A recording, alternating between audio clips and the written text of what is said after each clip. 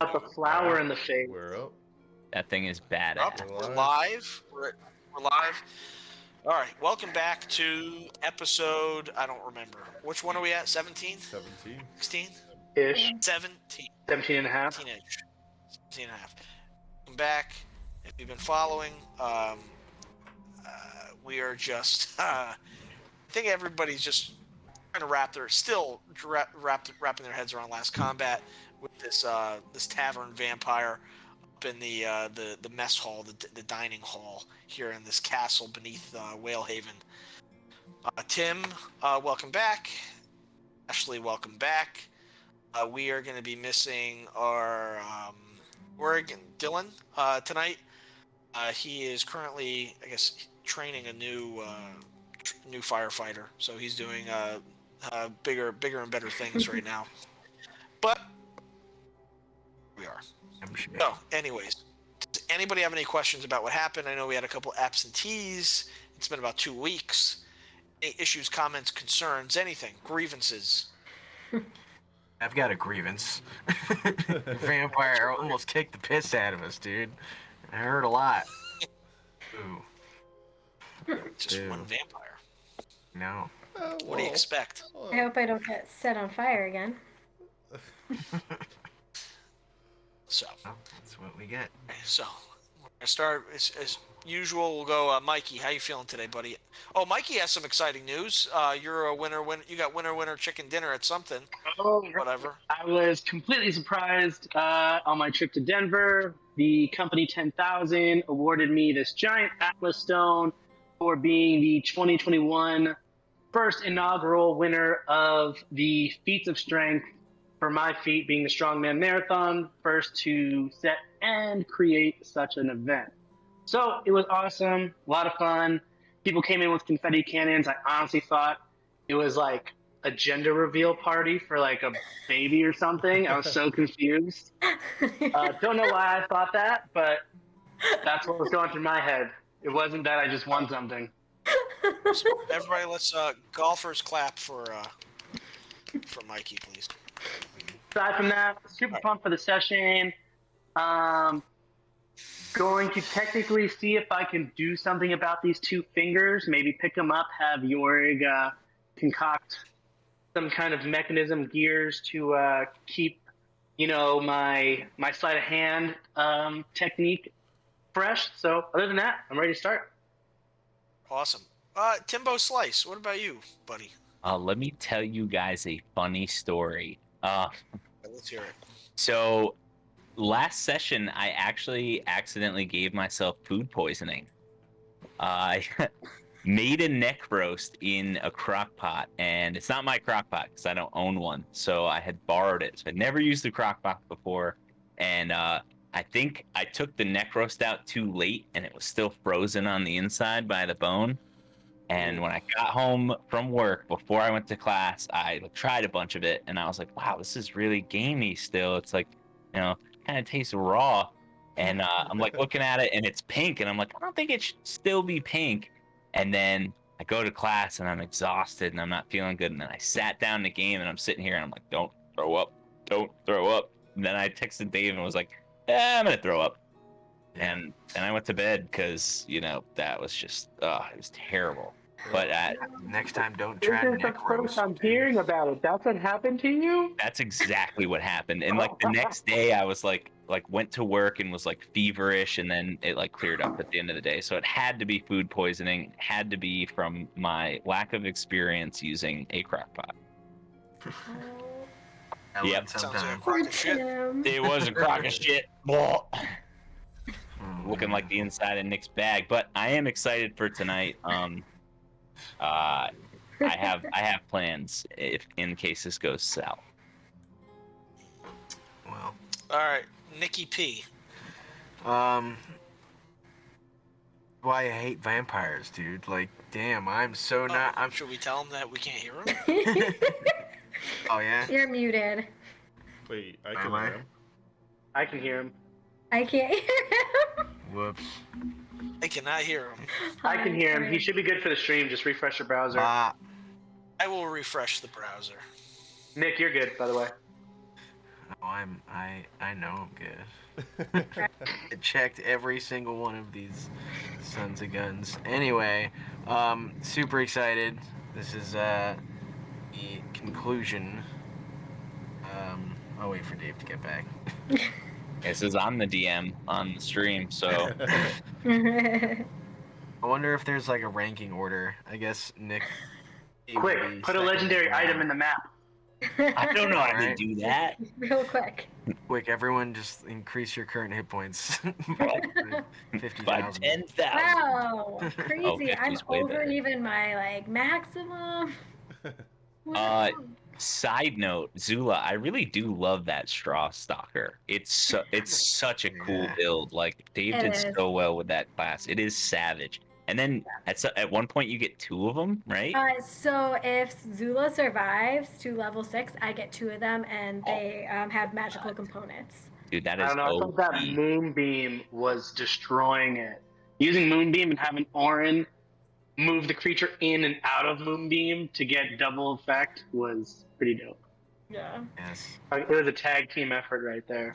Yeah, I like it's funny this. because I talk to Dave all the time, and I was like, as much as I'm excited for my other character, I was like, ugh, I just love like the support Zula has. Like, I know she's not a heavy Yeah. hitter, but it's just like the little things that she can do always like Dude, that Straw get that Stalker extra.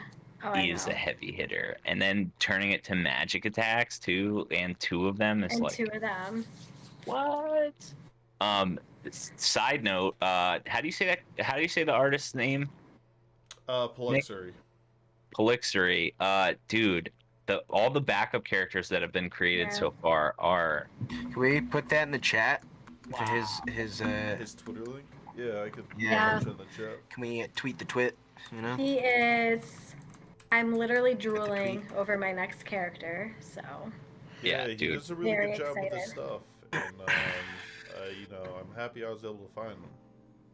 I also love that he takes constructive criticism really well, and like if you tell him like like I want to change this a little bit, or like I'm not happy with that or whatever, he like gets right on it, and he's so timely too. Like everything he's done for us has been in like a 48 to 72 hour, like it's done, like 100% done. Like the guy kills it. I also really like how. And he What? restarted everything. Wait, what? Does Dave not know what refresh means? No, he does. It's Or did just he our, restart everything? no, our computer is very slow, so it might have just like cracked.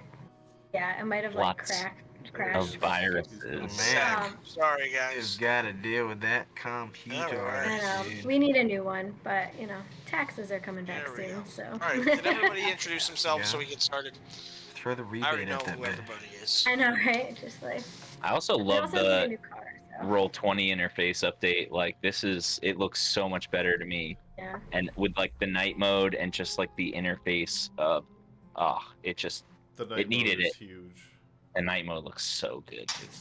Can we start? Can we start? Can we start? Can we start? Can we start? Well, I was not quite done talking about how brutal your vampire was and how Oh. I really hated that he could regenerate his health.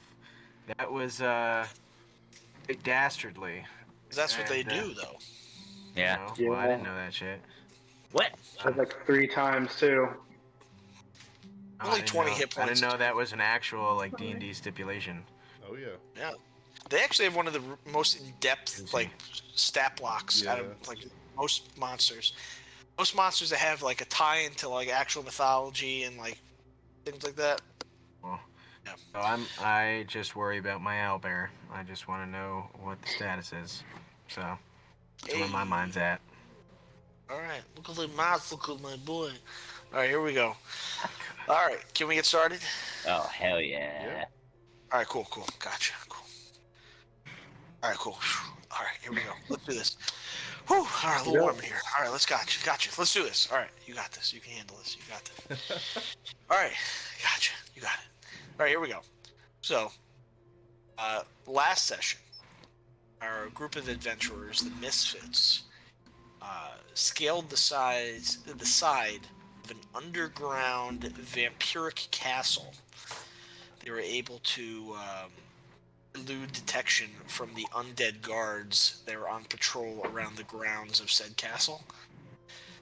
They scaled the side using various methods of cleverness and brute force, and through a stained glass window,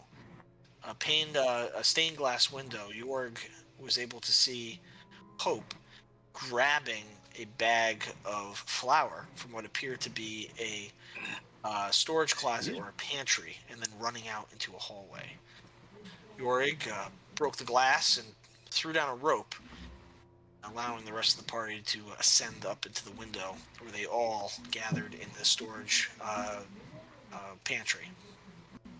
From outside of the pantry, through a more than cracked door, I think it was a little bit more than cracked, you can hear the familiar voice of the vampire from the tavern speaking to his guards in reference to you.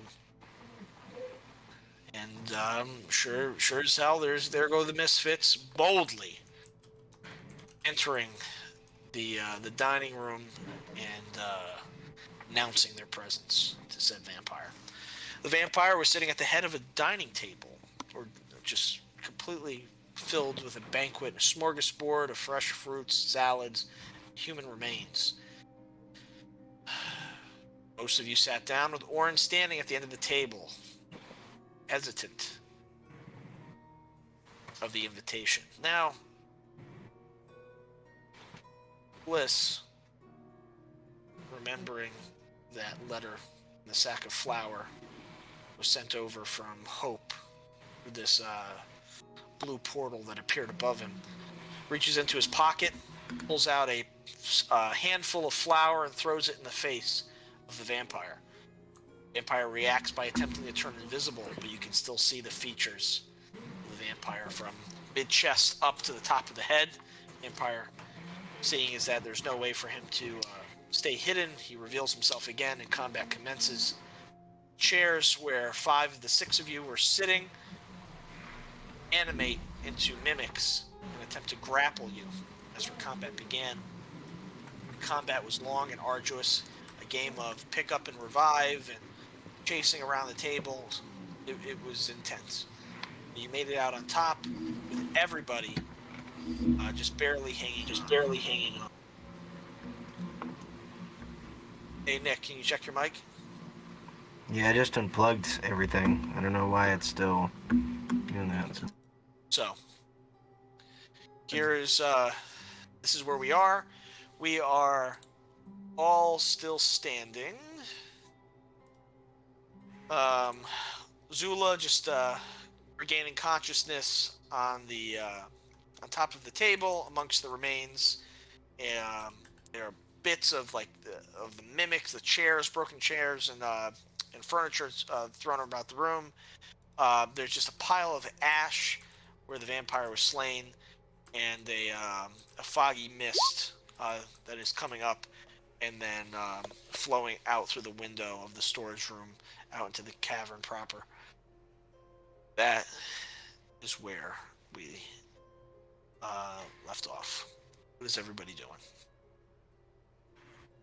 I'm going to the ground to retrieve my 2 fingers that were bitten off. You look under the table and you can see resting on the carpet are your middle and ring finger from your left hand. I'm putting them in my coin purse. Okay. So you wrap them in a little napkin and put them in the purse.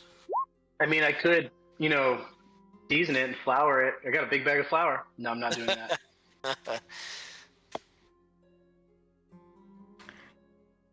I think I'm just gonna start waking up and slowly get off the table.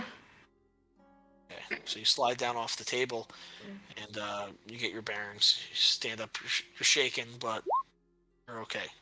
Do I have any burn marks? Because I did hear that it was on fire. Your hair is singed. You got a little bit of, your hair on your head is burned a little bit, but you were laying down flat. Just think like you were laying on your back. These the mimics were surrounding you, and this blast of flames went over you, igniting the chairs. Okay. So you're not terribly cooked, but you're some singeing your hair. Okay, so I want to start kind of just like groggily, like feeling around in whatever pieces I find that are like kind of hard, that feel singed. I start like kind of like picking off. All right, so you're just pulling off like crumbling matted hair Yeah. off your shoulders and your moss that is cooked up a little bit. Um, Fret steps down off the table, and she wipes her brow and looks over to you guys. House is really done. I want to just investigate these two bookshelves in the center of the two tables for any like false books or just anything that just is notable and sticks out. Okay, so make an investigation check.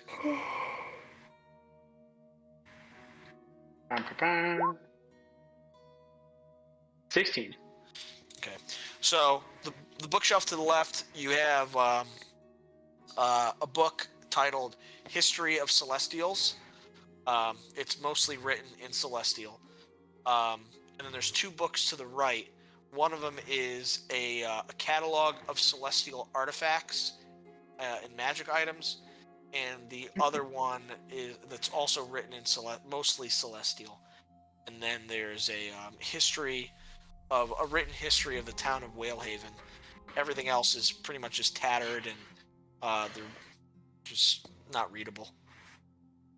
Not that I'm going to do anything with them now, but I'll take the book of magical items and celestial items and the history of Whalehaven and just throw them in my fisherman's pack. All right, cool. So Jorg is leaning over, and you can see that he's focused on something. He's tinkering away. He's pulling parts off of the cannon that he used for combat, and he's kind of like shrinking them down into some sort of handheld catapult. He looks up at you, and he basically tells the party. He says, "Hey, I'm going to leave you my cannon. What would help with you most? It has one use. There's a dial on it. Like it'll be used one time in combat. It's like a firearm. There's a dial that can switch it from that force ballista back to the healing, and then the flamethrower. But you can only use it once. It has one charge, so you can't use all three once. Just one use." He tosses it to you, and he says, "I'm going to go back down to the cavern and warn the others of what's happening, what's down here. Perhaps there's another option that we can explore from above." So he wishes you all good luck, and he also he gives you it's like a little brass bird. It's almost like a canary with a dial on it, where basically you'd speak into the canary, you turn the dial, and the canary will fly to him. Can I check out this broken sword? Getting some real Isildur vibes over here. Sure. Go ahead and make an investigation check. Actually, make an Arcana check. Ooh. I don't know which one that is. Okay, here we go. 16. A lot of 16s tonight. All right. So this, from your experience, this is a silvered sword, and it has celestial engravings on it, and it looks like it was purposely shattered, as if taken as a trophy. Dang. I just picked up a book of celestial items. Does anyone speak celestial?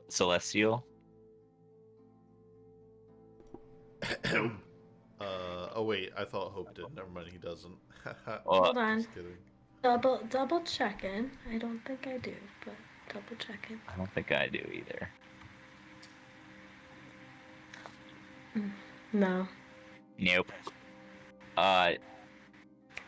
Too bad Jorg's gone. He might have been able to repair it. Well, let's just say he's getting ready to leave. Let's what spells does he have slotted? I'm gonna pull it up right now. Oh, Jorg's still here? He's getting Yeah, ready he to hasn't leave. left. I don't see a spell for comprehend languages. Uh, No. does he have doesn't he have like a tinkering thing? Can he like repair stuff? He can. It's mending. Mending, that's what Is it that was. something to mend? Yeah, but it cannot. It can't restore magic to such object. Hmm. Ooh, but silver would be useful against undead. Against the vampires. And let me see if he is proficient in what he's. Common gnomish goblin. So nobody. Nobody speaks celestial. So what is Yeah. everybody else doing? Calling Yorg a gnome coward as he just experienced his first near-death combat, and he wants to leave. He throws up a middle finger with both hands, and he chuckles, knowing that you can't throw him double middle fingers. He can only throw. Cool. I'm gonna check on my owlbear. See Oh my god. how he's doing. You guys hear me? Yeah. Okay. So on the table, where the bones and food are, is that just like normal food, or are there possible plants that I could grab? There are plants. There's like, you know, seasonal fruits and vegetables and things like that in a salad. It looks like if a vampire or somebody was trying to be mistletoe, no mistletoe. Okay. You have Fair like question. your apples and other sorts of fruits and Mhm. Just throw him on the table and see if he starts munching on something. Zula, you don't, happen to have any more of those berries? Do you? I don't, but did you already take yours? I Can I mean, hand yeah, them but out? yeah, like 20 more would do. I know, but right now I'm way too weak to be able to do anything with them at the moment. I think Is this maybe a if sloth term? Weak? slow and steady wins the race, my sweetheart. remember. Well, we'll get to that in a minute. Anybody else? I take a piece of salad off the table. I feed it to Peck, or whatever we decided his name would be. Anybody? Nothing right now. Like Peck. Can you not hear Nick again? No, I hear Nick. I hear Nick. I don't also hear Dave. Nick. I cannot don't hear hear him Nick for some either. reason. Oh, Why is it just us? Our household. So Nick said he took a piece of lettuce off the table and fed it to the owl bear. He does not remember the name we gave Can you it. hear me? And now I Yeah, can hear good. you. Yep, we Okay. can hear you now.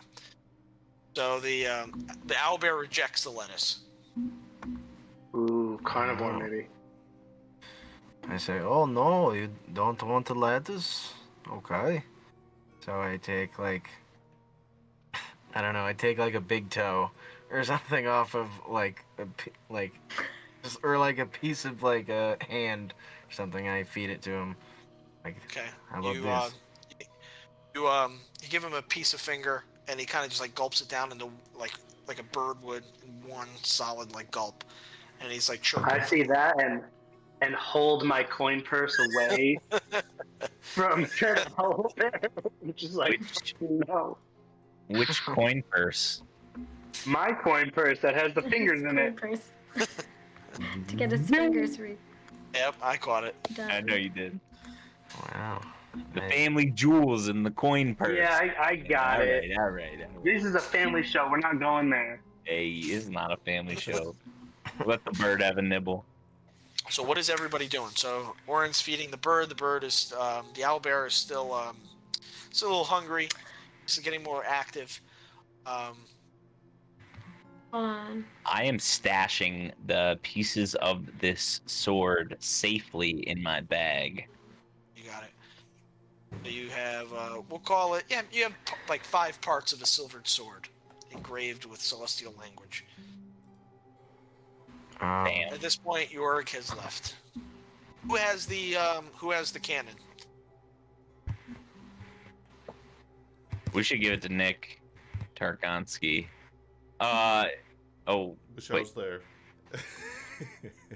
you don't have a character to pilot it. Just give it to Fret, and we don't have to worry about it. There you go. So Fret holds on to it, and she like holds it up in the sights, and she's like sliding the sights over. She's kind of examining it. She's familiarizing herself with the firearm. She throws it into a belt loop. I cannot speak for the rest of the party, but I will need a rest before another encounter. I do not think we will survive. I agree I'm not even with gonna you. say anything. I'm just dropping to the floor and just laying a quick like roll out thing from my bag and passing out. Wait, Wait, like sleep, or like a nap, like 20 minutes, like, hey, let's gather ourselves. Skylar. This is my half elf meditation where I just kick my feet up and tune you the frick out. All right. Have fun with that. That's pretty fair. We can expend die on a short rest, right? To regain health. Yes, we can. Yeah, I would like a short rest. I would vote for a short rest, regain some health, and I believe my class also gets its spell slots back on a short rest. Anybody who has a passive perception greater than 10 can hear just the shambling steps of several individuals coming from around the corner. They appear to be thumping up the stairs.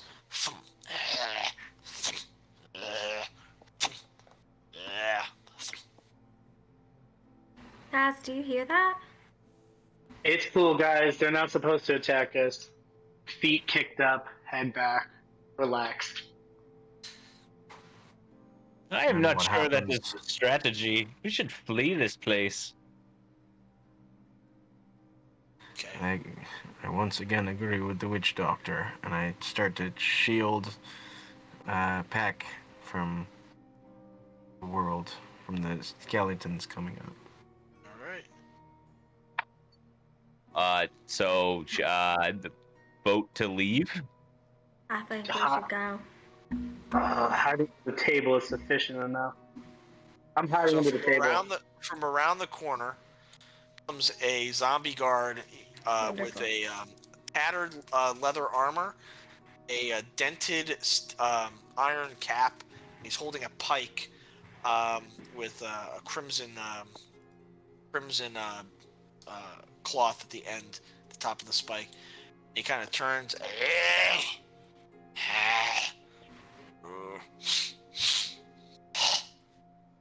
And he turns back around, begins walking back, and he goes back down the stairs. Like I said, under the table is sufficient enough.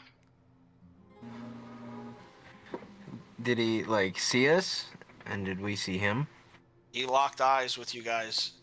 Yeah. Looked, he lit a big sniff, walked back up the stairs. Guys, we must have some like vampire juice or something on us. I think He this didn't- is per his agreements. Yeah, we have free No. passage. Well, until they figure things out. Yeah. 8 hours for a long rest. Might Short figure rest, something out. guys. I think we can hide under the table. I think a short rest is good. I like short. So you guys take a short rest, and we're gonna start. We'll start with Bliss. Go ahead and roll as many hit die. I think how many should you have? You should have D8s. You should have 5 D8. You roll up as many as you want. You can roll all of them. And then I think it's plus your Constitution modifier too. Plus the con, so plus 1, 23. These D8s, yep, 23. So you recover 23 hit points. I got Let's go 24 hit. to Kashta. So yours is a D6. So yours is 5d6 plus your con mod.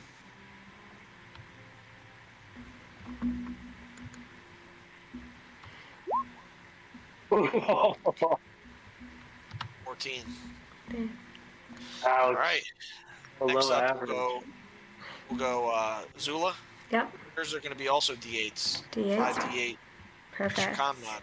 Plus my con mod.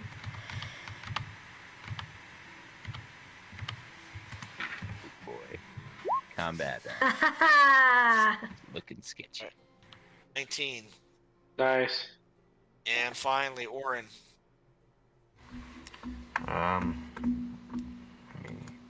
Yours are going to be also a D6. You can roll 5d6 plus your con mod. Okay.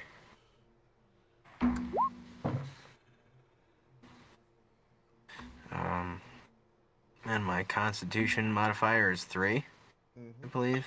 So it's 18. You recover 18 hit points. Oh, good. And I don't believe any of you guys recover any abilities. No. Short rest. Add the So con mod. So it's about an hour goes by, and over the course of that hour, you can hear various patrols, just like walking above you, walking below you, stepping on the dried planks. No one has really disturbed you much. The patrols have been getting more and more and more frequent. Throughout the rest, I would say that you've you familiarize yourself with this space.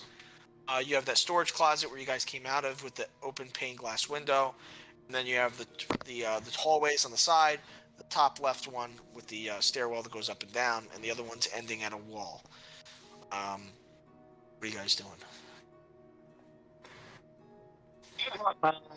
I'm gonna go up to Kosh. Is he here? Yeah. Oh, there he is. Costa, that paperwork that he gave to Orin days ago. What was that? Oh man. Refresh my memory. What paperwork do you speak of? I don't even know. It was. He signed something away, and then later on that day during combat, I just remember his powers just grew. Oh, you're speaking of an astral contract. Would you like to make one? Is this like that point in time, like a deal with the devil? I've been down that road before. I'll do it again. Maybe not per se, devil, but it is an exchange. You will gain a boost to your power at a cost. Either to your life force, Gold? cost of your life force, or maybe some magical abilities. I can post the contract in the chat. I believe it is a spell slots equal to 2. So like 2 level 1s or 1 level 2 spell slot, or It's 2d6. 2d6 damage. You have to roll 2d6. I am down. Oh my boy. Boy. All right. So basically, astral contract. Which doctor can make a magical contract with a willing creature, exchanging temporary reduction in maximum hit points or spell slots for temporary boost to ability scores and other checks. These contracts come in 2 forms, lesser and greater. I think I can only do lesser at the moment. When a willing creature makes a lesser contract with the witch doctor, they take a reduction to hit points, 2d6, or number of spell slots equal to a 3rd level spell.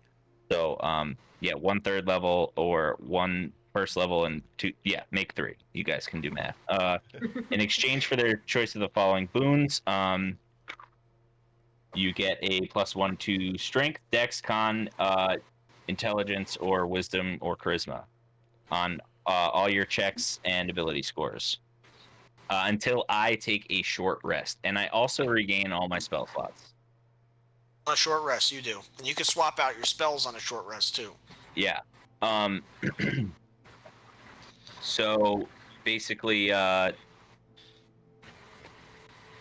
we can contact the astral plane. Maybe see which ability you would like to enhance. Is These are this up. like kind of like my sleight of hand, where luck just so happens to be on my side the majority of the time? Yes, yeah, you pay a price to the other side, and the other side grants you a boon. Wouldn't be the first time I paid a price like that. What do you offer the other side? Magic A life, or life force? life. Oh, life it is. Maybe another finger or two, yeah? We won't be going that far. Oh, you never know. Holding my coin purse even more fucking preciously than ever before. So I'm rolling 2d6s here. Yep. Damn, that's hefty. Alright, bad rolls. Oh my god. Alright. So bad. Too All high right, so- averages, Kasha takes out his cauldron, throws in some herbs, takes a huge rip from the pipe of some hobbit weed, and then gives some to Bliss also. And then he takes his dagger and slashes from your shoulder to your elbow. Damn, that was intense. This is nothing like the weed you gave me before. Then I collect your blood in the cauldron, my eyes roll back into my head, and I say things that don't make sense, and you get an ability boost. Can you react that? Can you say the things that don't make sense? Oh, man. I don't even know what I would say, honestly.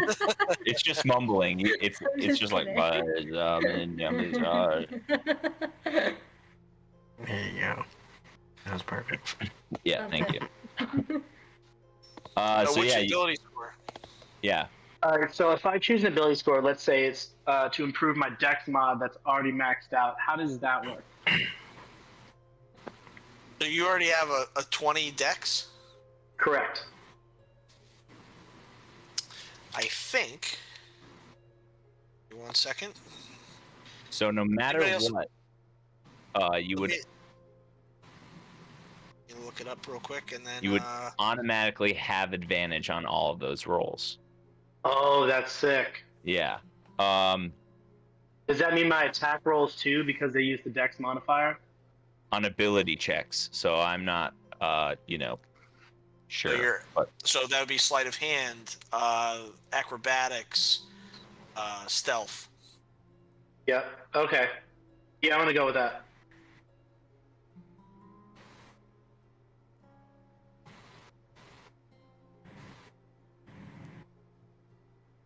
And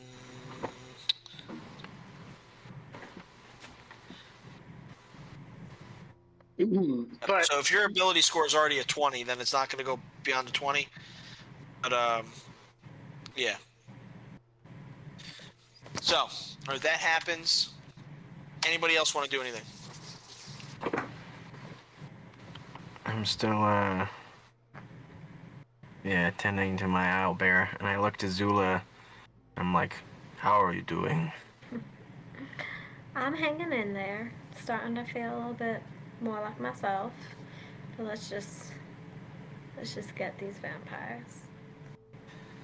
Your abilities to summon the harvest moon and to create this scarecrow monstrosity of nowhere. These are abilities that I once thought were profane and unholy. And now I see that they can restore life. So, thank you. Well, friend, I think through this journey we've both learned, as people who only pray to one God and all that, there's more out there. With you and your son, And with me being able to talk to the moon and having all these abilities, there's definitely something else out there that we're just learning. Forget about the astral planes you have experienced either, friend. The world is infinite. I'm starting to definitely widen my eyes for more and more information. This There's is just just things looking you at. Said I should see more of the world. How's your owl bear doing?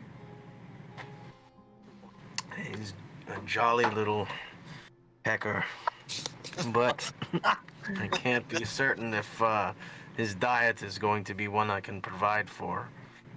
Looks like he eats meat. So I'll have to find some old ham rounds or something. I How think did you fresh not know corpses that? would do nicely. That's why we went into the woods in the first place. You knew their diet. They seeked adventurers like us. I didn't know he'd get a taste for it this early on. And then I just look No, at the Albert. big slice through my shoulder to elbow, and I'm looking at Orin and just like, how did you put up with this in the first place? Can I bandage Bliss's arm? Sure. Make a medicine check. Made that sign. I am Do you have a- do proficient. you have a healer's kit? I might. Hold on. I have a scholar's pack and a herbalism kit. Would you say that a witch doctor's healing abilities come from herbs? I would say an argument can be made for that. Let's make that medicine check first. Okay. We'll see if this medicine check will be determined if you can use an herbalism kit as a healer's kit. Is anyone proficient in medicine and would like to help? Hold on. Yes, I would like to help. So, Not so bad. You both have +5.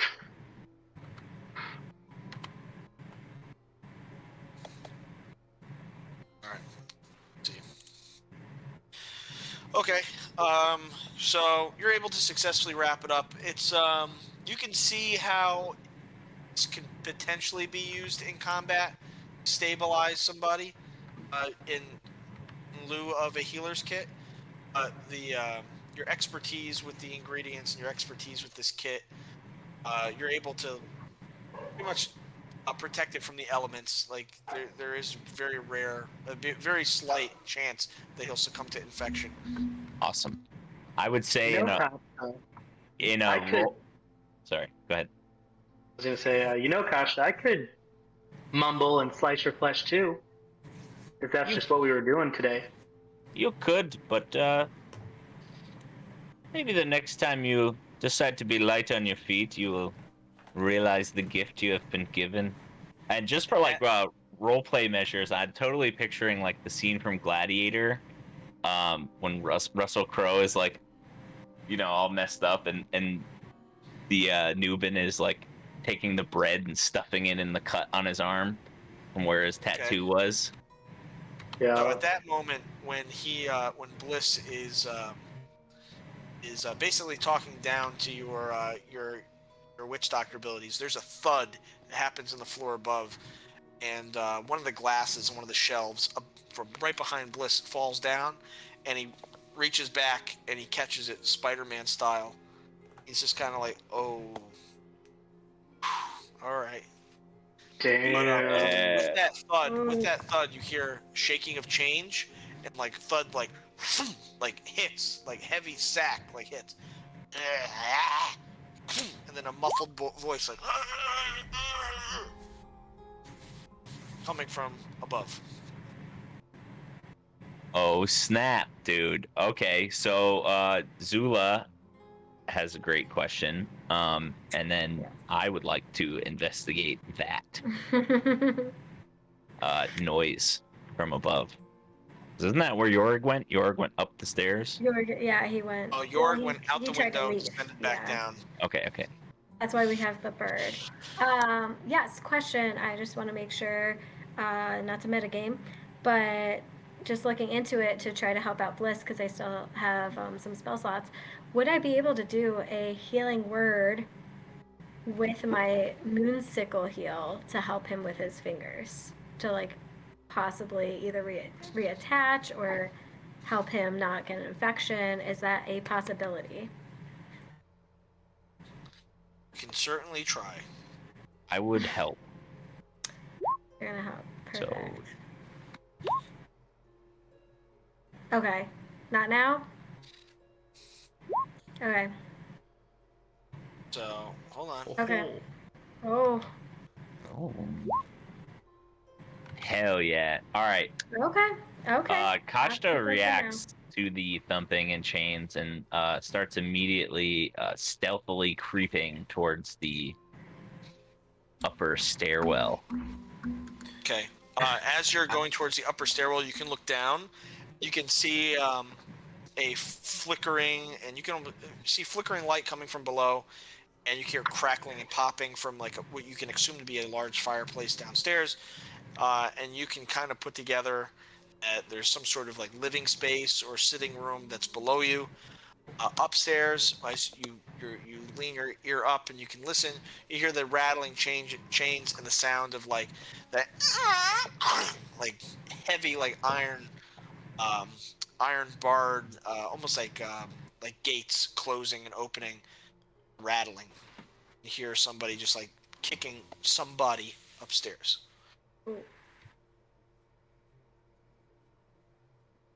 Shit. Does Orin hear this? Yeah, everybody hears it.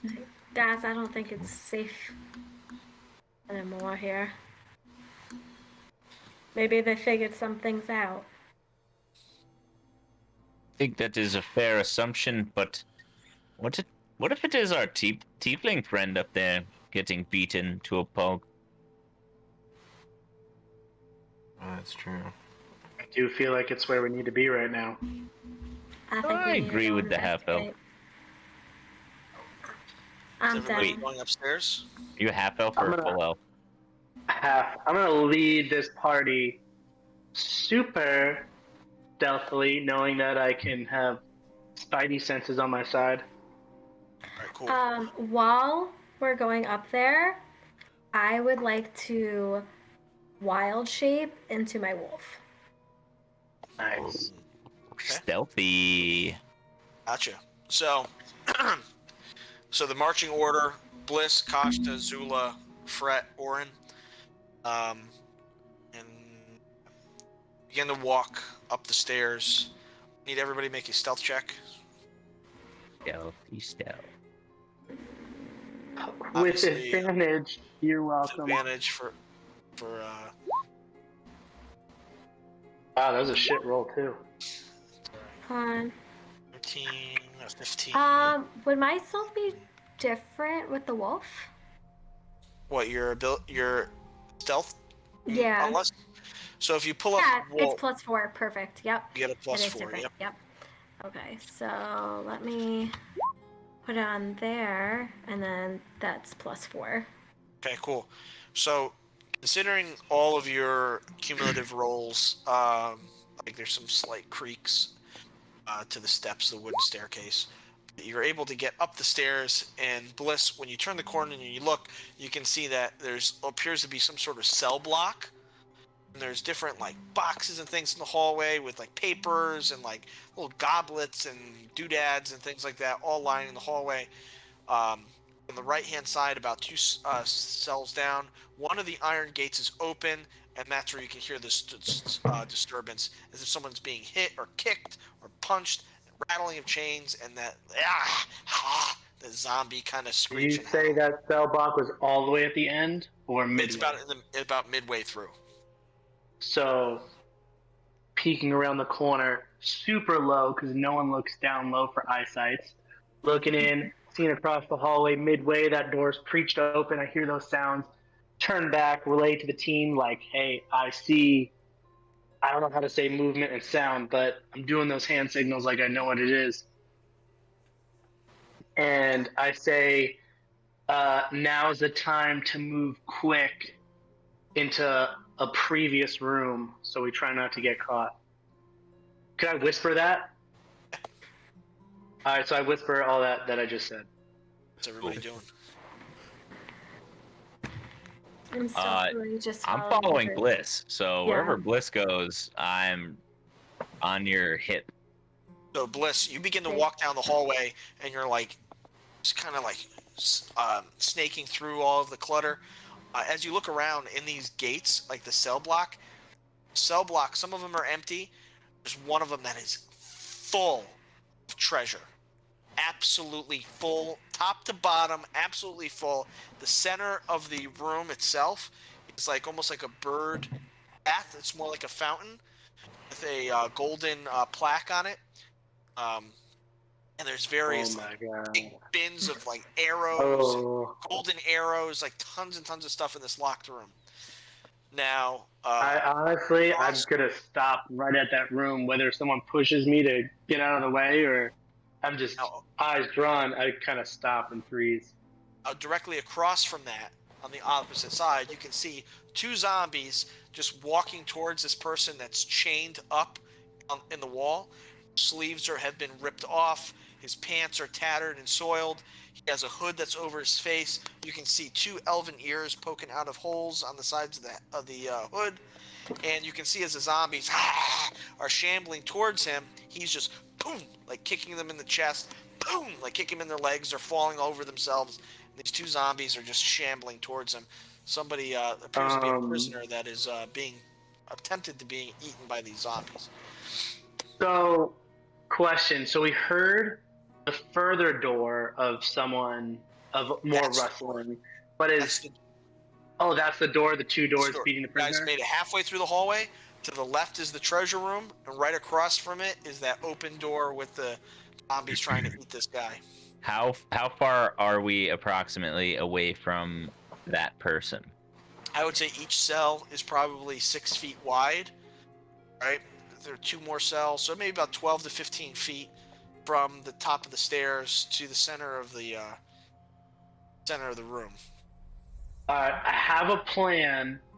Whether everyone else picks up on it is hopefully they do. But the two zombies that are attacking the prisoner, I'm going to run behind said cell gate that's already opened and attempt to slam it and then reopen it so that noise makes them turn around. Okay. Gotcha. So I would say, being attached to your hip, that when you slam it, I just hold it closed, so that there's a barrier between us and the zombies, and maybe the zombies come to us and like reach through the bars, and we can shank them in the face, Walking Dead style. gotcha. I will also come sneakily behind you guys because I'll bite their ankles if one tries to go away. Gotcha. So, anybody else? Anything? All right, cool. So you guys, you get in the position. You have this giant wolf that's just like literally at your hip side. Kashta and Bliss are ready just to hold it. Bliss has his dagger ready. Kashta's ready to hold the iron bar. Orden's at the top of the stairs watching. Bliss grabs it, slams it real quick, clang, clang, clang, and then pulls it. So now they're behind the gate. The zombies turn around, seeing this gnarling wolf and these two other people. They start to walk towards you guys. As you guys position, you guys have your held actions. As soon as they walk up to the gate, Bliss, if you'd like, you can make an attack. Ash, if you want to make the attack, Kashta, I would say no, you're holding the door. Yeah, definitely. Yeah, I would like to make an attack. Bliss, would you like to go first? Take it. Does a 16 hit? A 16 definitely hits. Bet. And that'll be 12 piercing damage to said zombie. All right, and you're using a dagger? Rapier. Rapier? They're about Okay, the same in length, right? A rapier is a little longer. A dagger? It's longer with thin, but they also do make them dagger shape depending on what size you are as a creature. Gotcha. All right. And then Ash, biting it? Okay. Yep, hold on 1 second. I actually get advantage on this roll because I'm within 5 feet of my ally. Yep, pack tactics. Yeah, that's why I picked Ooh, that's why I picked this guy. Hold on. And then +4. Hold on, sorry, since this is not on my sheet, I have to do it manually. Does a 13 hit? +2 in magic. What? 13 It just just hits? hits. Yep, roll Just again. hits, perfect. Roll again. Perfect, okay. It's 23 hit. It's definitely hit. Pretty close. Alright, so I am going to, the one that Bliss did not attack, I'm going to attack the second one, and I'm going to just try to take it by its ankles and make it like fall flat. Gotcha. And what is it? Bliss takes his rapier and his dagger, sends him clean, waiting for it, through its throat and its temple. Falls down like a sack of potatoes. The wolf, this giant wolf, grabs it from its ankle. It falls on its back. These zombies appear to be more like denatured and like rotting than the others. Just yanks the dog, or the wolf yanks the zombie as hard as it can underneath the bars from the bottom. It just kind of like splits it apart from the part of the bar, and the zombie just dies. Just my. Lets the thing go, and you can see that there's this individual that's out of breath. The zombies appear to be some sort of wardens. They're all fat, like if they've been consuming, like they're just, their bellies are just full of just like rotting flesh, like that doesn't digest. Along their belts, you can see that they have key rings for the cells. I want to lick my chops after this. It's just putrid taste of just rotting zombie flesh. Assuming Kashta opens the door right after that. Oh yeah, no doubt. Don't need to hold it closed no more. I'm just gonna walk forward like, I don't know, the biggest badass motherfucker there ever was. Clearly, I just took out a zombie in front of this person who doesn't know me. So I want to make myself appear bigger. Chest puffed out, slyly walking, brush the hair back, and just uncover their hood to see who this person with the elvish ears is. See a fair-skinned, light-haired elven male with a small tattoo under his eye, and he appears to be extremely exhausted. Not in terms of the condition exhausted, but as if he's just been dangling there, picking off these warden zombies that have been trying to consume him. Thanks. What's the reason you're tied up here? I wish I had a better answer for you, but I don't know. Dave, would I have any knowledge of what I was doing before this? You saw a flash. You were in the middle of some sort of brawl in a fantastical place. There is a flash of blue light. You felt like a tug at your back of your collar, and you woke up. You regained consciousness in this room. Can I, like, panicked after, like, catching my breath?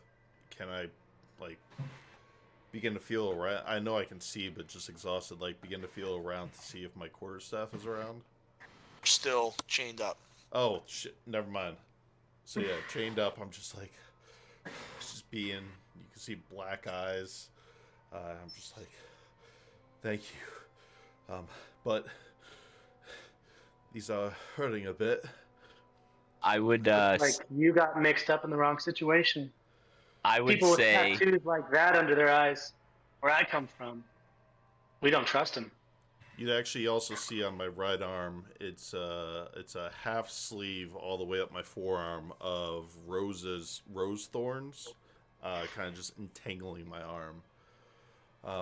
And to that, I'd say, yeah, I haven't been in that many good places, but you know, it's about where you're going, and I'd like to be getting out of here. So, I would be helpful if I could get out of these.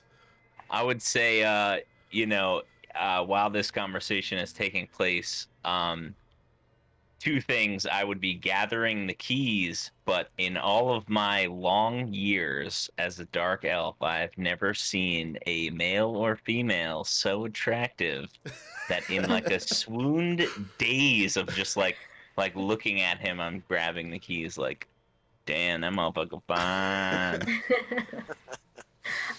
While this is going on too, I want to take Orin because Orin's like kind of out here, correct? He's Arn was hid. just like kind of like tending to the owl bear outside. He's like kind of Yeah. watching the commotion. So because we cut these zombies open and there's like flesh like coming out of them, in my wolf manner, I want to go over, grab Orin, and hopefully he understands when I'm nudging him to go in. And if he resists, I want to like bite his shirt a little bit, drag him in, and point him to all the flesh for the owl bear. Ew. Is it flesh that's good for consumption, or is it just zombies eating other zombies? Purify food and Make water. a survival check. Can't do that right now. I think I am proficient in that, so I would like to help. Oh. I would like to help. Yeah, so I guess Right, you roll. already rolled with advantage. Okay. It doesn't appear as though the immediate flesh is consumable. But again, like you can assume that it's been eating prisoners lately, as how distended its stomach is. Perhaps some further investigation of the corpse will yield some usable flesh. Check the stomach. Brotherhood is so fun. Yeah, I literally like Just trying to help a brother out. plunge my hand in and try to look Can for I like start a ripping up the zombie to help him? good chicken wing. So you start tearing open the zombie, like you find this just bloated green, like translucent sack that kind of just like slides out onto the floor. You take your axe and you slice it open, and you can just see just various human body parts, like humanoid body parts, just spill up across the floor. Relatively fresh and still warm. While that's happening, I would be trying the Gotcha. various keys on the manacles. Gotcha. So you're trying the got manacles that. after a few I'm having a tries. conversation with my guy. You can't just jump Manacles. over me. I'm trying to have a Manacles are free. conversation with this guy. Are you saying that in character? No, in character, because you guys were handling your own shit, and I was in front of this stranger before you guys We're went on just your own going through tantrum. zombie corpse and shit. What's your name, guy? Aaron. Why are you Reinhold. here? Aaron. Excuse Well- me. I'm Aaron Reinhold von Dahlen the Sixth. But you can also call me Vi. All right, Aaron. Clearly not calling you Vi.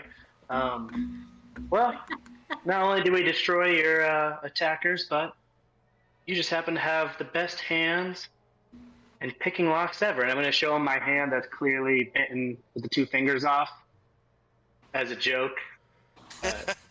I'd like to do a deep sigh to be like, clearly not the best liar, but very well. Would you pick one lock and I'll try the keys on the other? Yeah, we'll do that just so you can choose a key that won't be chosen again. Right. Despite missing the fingers, something tells Bliss just how to probe the lock and opens the manacles before Tasha is able to unlock it with the key. But so he's Anne comes down on Bliss's side, and comes down on Kasha's side. You rub your wrists. You're free. You immediately look to your right, and you can see all your possessions and your quarterstaff set off in the corner of the room. Yeah, so funny thing is, previously in the backstory, I was kidnapped and everything, so all my possessions are the quarterstaff. So I take it and I kind of like use it to like get up, do a quick like wipe of blood off the face, put it in the back. I stick out a hand to you, Bliss. I'm like, well, I introduced myself. Who might I be speaking to? The name's Bliss. And Really, the only question I have for you is, what do you know about that room over there with, you know, the treasure? I've been staring at it between the kicks and the fists that have been bludgeoning my face. So it's been a bit difficult to kind of understand what's over there, but it seems to be a wealth of treasure. If that's a bludgeoned face, you're doing pretty good for yourself. Well, But now you've told the truth. Oh.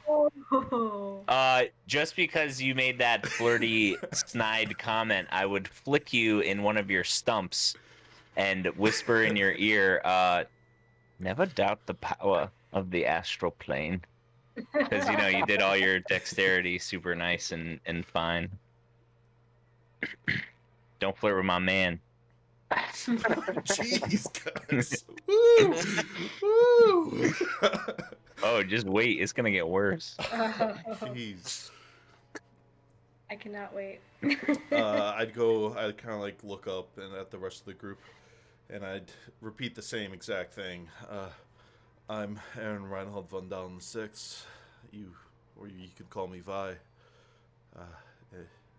Thank you. Thank you.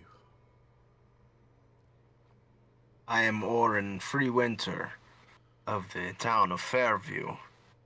This is definitely further than I've been. This is Zula Fern.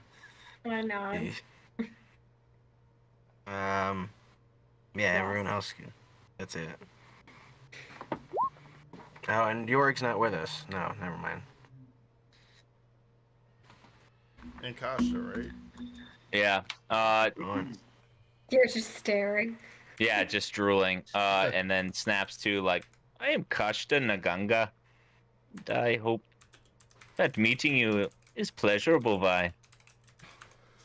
Well, I sure do hope the same. So, were you on your way out? Because I've got places to be. I'd say that out is about the direction we should go from this Yeah. place. We're actually looking for a friend, and then I just like lay up the keys in Bliss's direction, because there's a door across the hall full of gold, and here's a bunch of keys.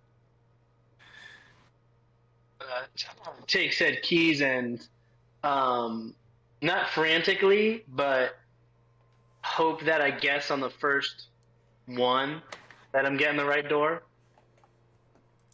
You go to insert the first key in, and you go, wait a second. Something comes over you, and you're like, nah. And you put the second key in, unlocks it. You open it up, and there's the treasure room, and it's just a sight to behold. Yeah, it's just tons and tons and tons of stuff in there. Appear to be angelic, So oddly and celestial. I am running on an all-time high of luck, and I've been in these situations before where sometimes you don't push it. But is there just like one piece that stands out among the rest? There is a that fountain. Looks almost like a bird bath.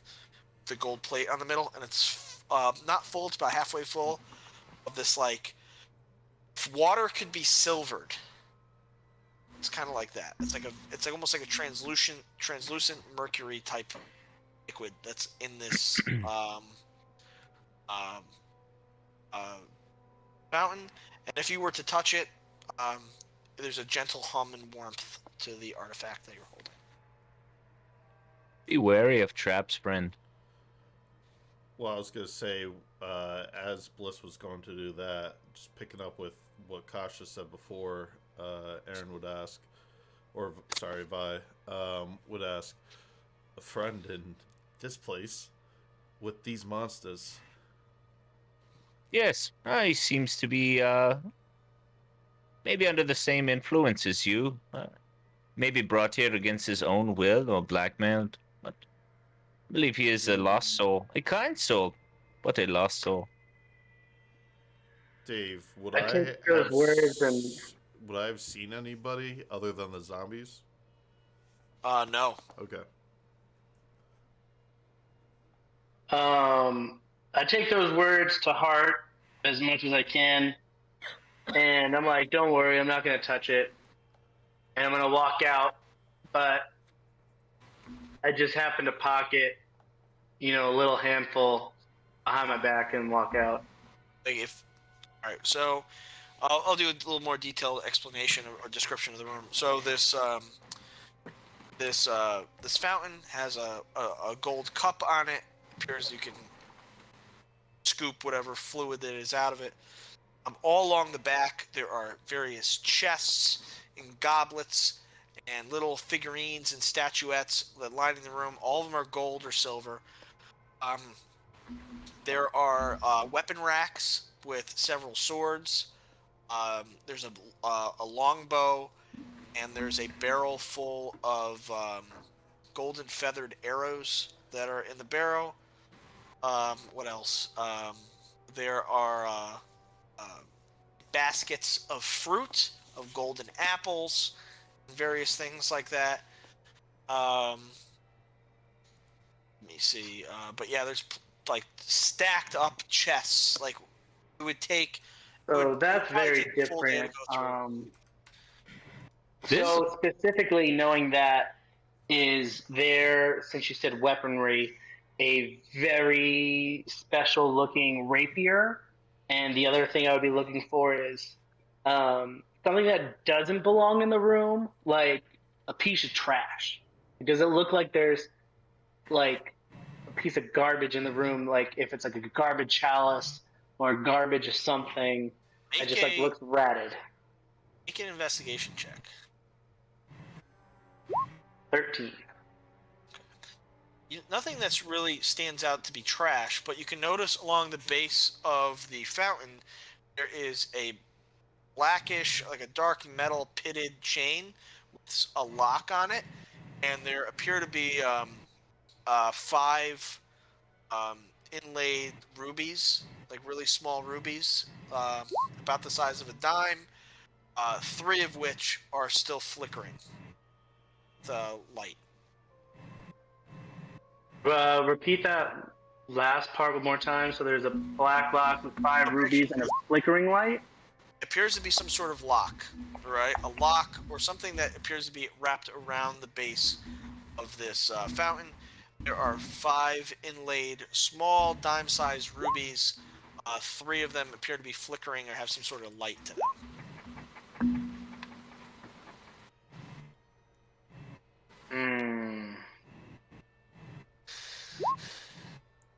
Are we in there with him now? I would not be in there. No, I'm like out, just guarding the door. I'm gonna Drooling over Vi. pass over the lock, but keeping in the back of my mind, and still ask, was there a special looking rapier in the room? All right. So the lock that was on the base of the fountain, it's chained to the fountain. You can't remove it. And we'll say, yeah, you know what? Yeah, there is a special rapier on the weapon lock. I mean, on the weapon rack. I'm gonna take said awesome looking rapier and just hold it in my hands and just be like, you.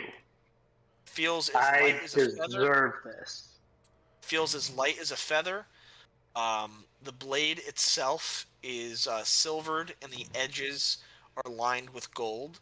There's a celestial script that's all carved into the ornate handguard of the rapier, and there is a deep, rich sapphire in the pommel. Yeah.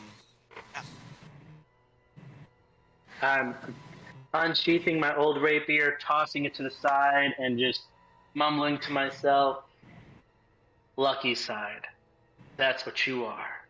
And just tossing it in my sheath, walking out of the room, looking at Kasha, Zula, Orin, Aaron, or Phi, and just relaying the the blackish lock with the flashing rubies on it.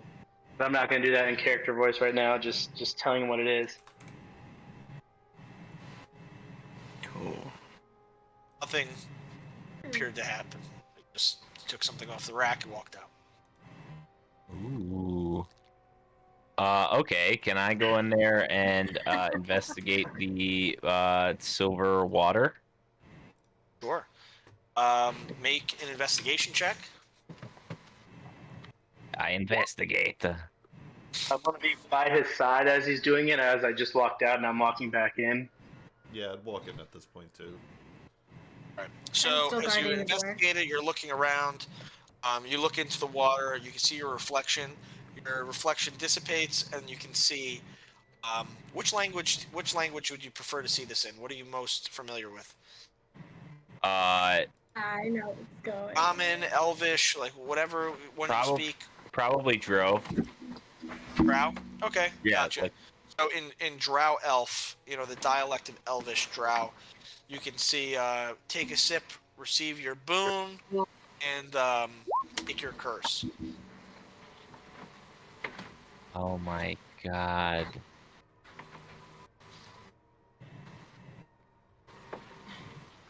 Oh my god. Can I use a vial from my herbalist pack and bottle some? You can try.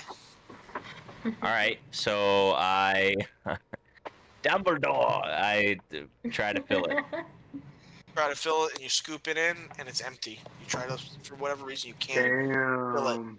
Can't fill it with your vial. All right, fuck it. You put it here for a reason. I'm gonna just put my face in it and take a big sip. Right. You take a sip. I need you to roll a new hit die. Tell me what your new health is. You are now level 6. Oh no. You recover What? all your spent abilities. We are going to roll a D100 and see what your curse is, my friend. Oh. Okay, so 100? D100. It's only 9, so we'll see what happens. Okay, so roll a extra hit die to add on to my current hit points, Yeah. like I was leveling up, which is a Yep. D6 plus my con, right? Yep. So rank you up are to level leveling 6. now. Yep. You're right. Oh, 6 plus 2 is Max. 8. No, just for that, everybody, if whoever takes it, their hit die is going to be maximized for this. This is so yeah. You need to roll Firepower. if anybody else takes Oh my a sick. god.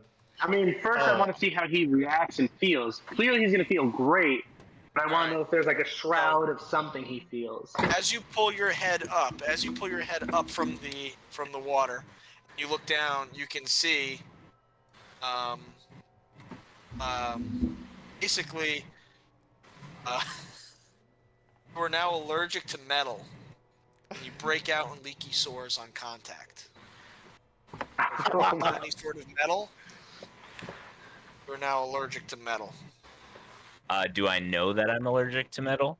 It tells you in the pool as you pull up after taking a sip, and you can see the last flashing light on the ruby. So now there's only 2 left on the lock. Oh shit, so that means... So that means 2 more people that need to do it. Oh yeah, dude. Seeing the flash go out, I'm gonna conclude I know that it's asking for something, and I just look at Orin and be like, how hungry is your owlbear? Oh my god. I love it, dude. I love it. Wild card. Wow.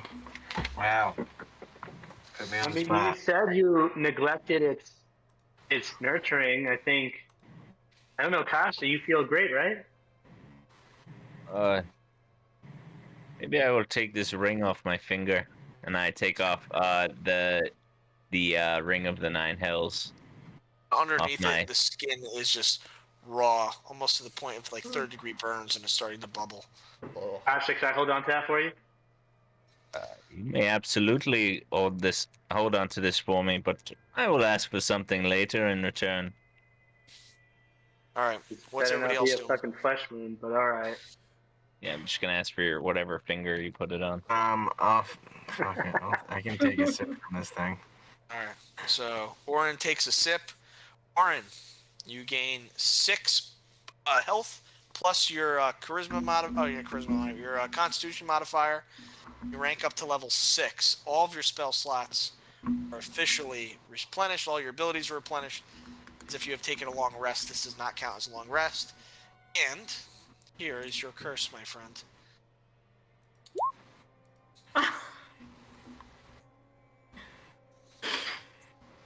All right, Orin, as you stand there at the fountain, feel as if the walls in front of you are starting to rise.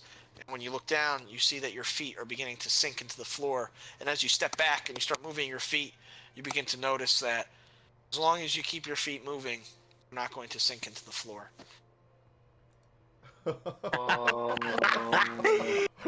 I love it. I love it, dude. Who's next? what?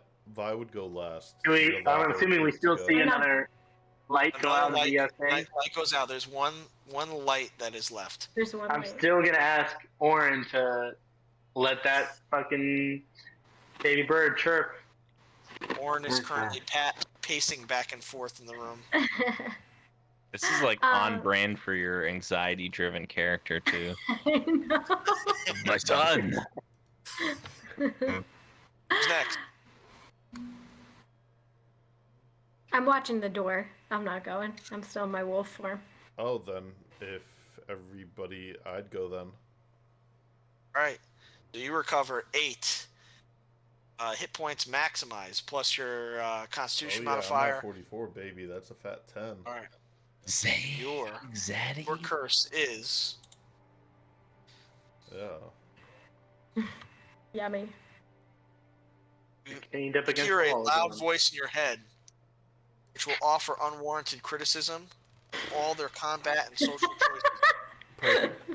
Wow, you appropriated Hope's fucking Yeah. Thank you. Now I'm just playing Hope Hope again. again. All right.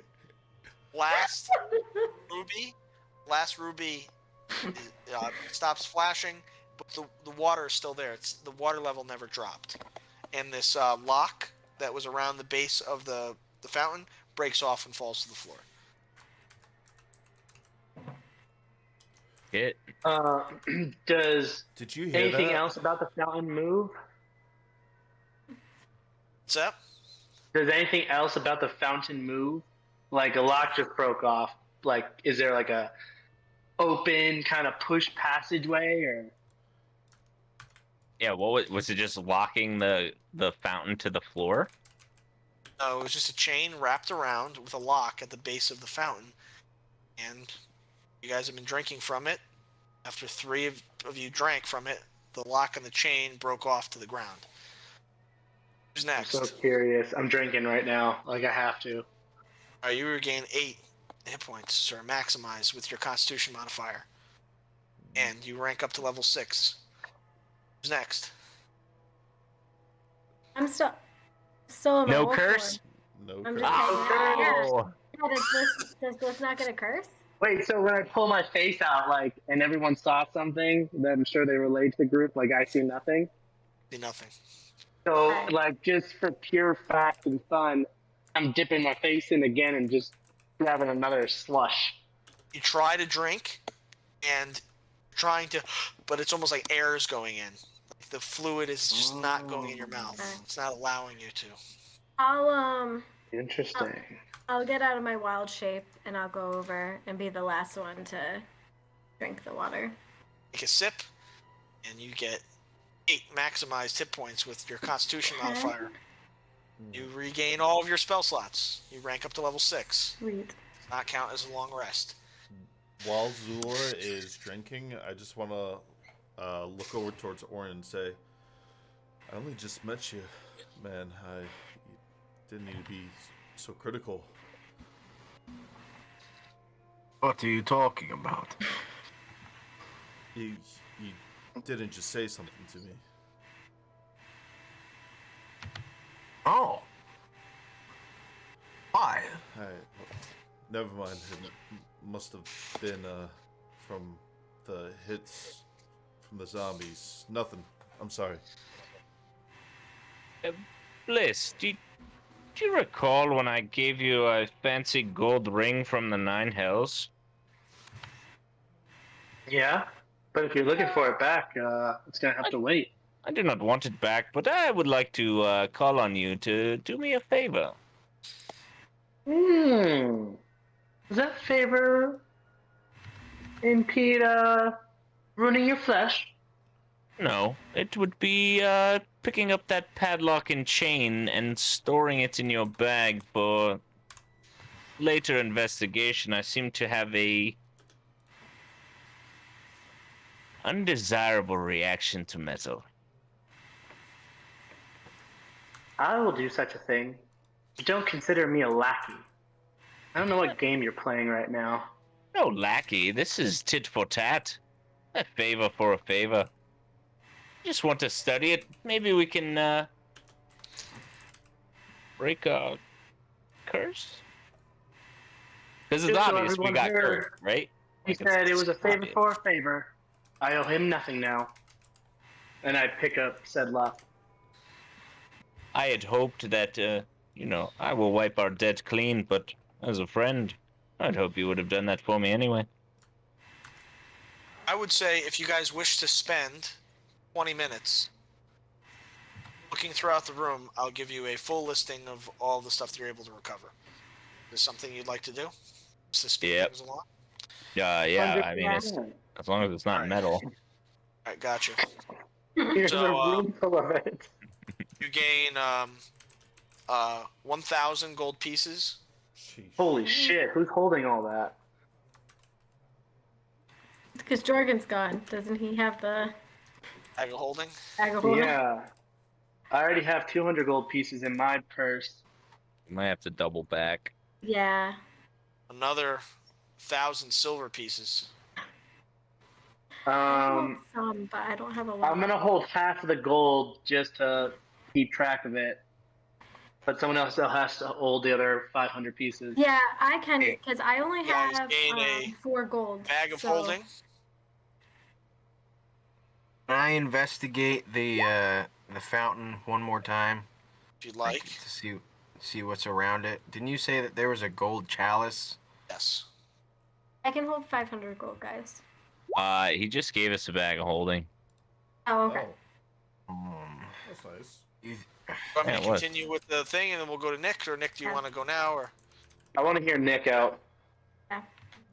I take while everyone's like divvying up the booty, I take the gold chalice just out of curiosity. I dip it in and I take another sip Okay. from the gold chalice Right. instead of like dunking my head in or some shit. Interesting. Oh no! Oh no! as your feet plant to the ground, you notice that you're no longer sinking into the floor. However, as you begin to speak to the party, you cough up one dragonfly. Oh, yes, dude. Wow. Let me continue with the rest of the the treasure. It's 1k gold, 1k silver, 1 bag of holding.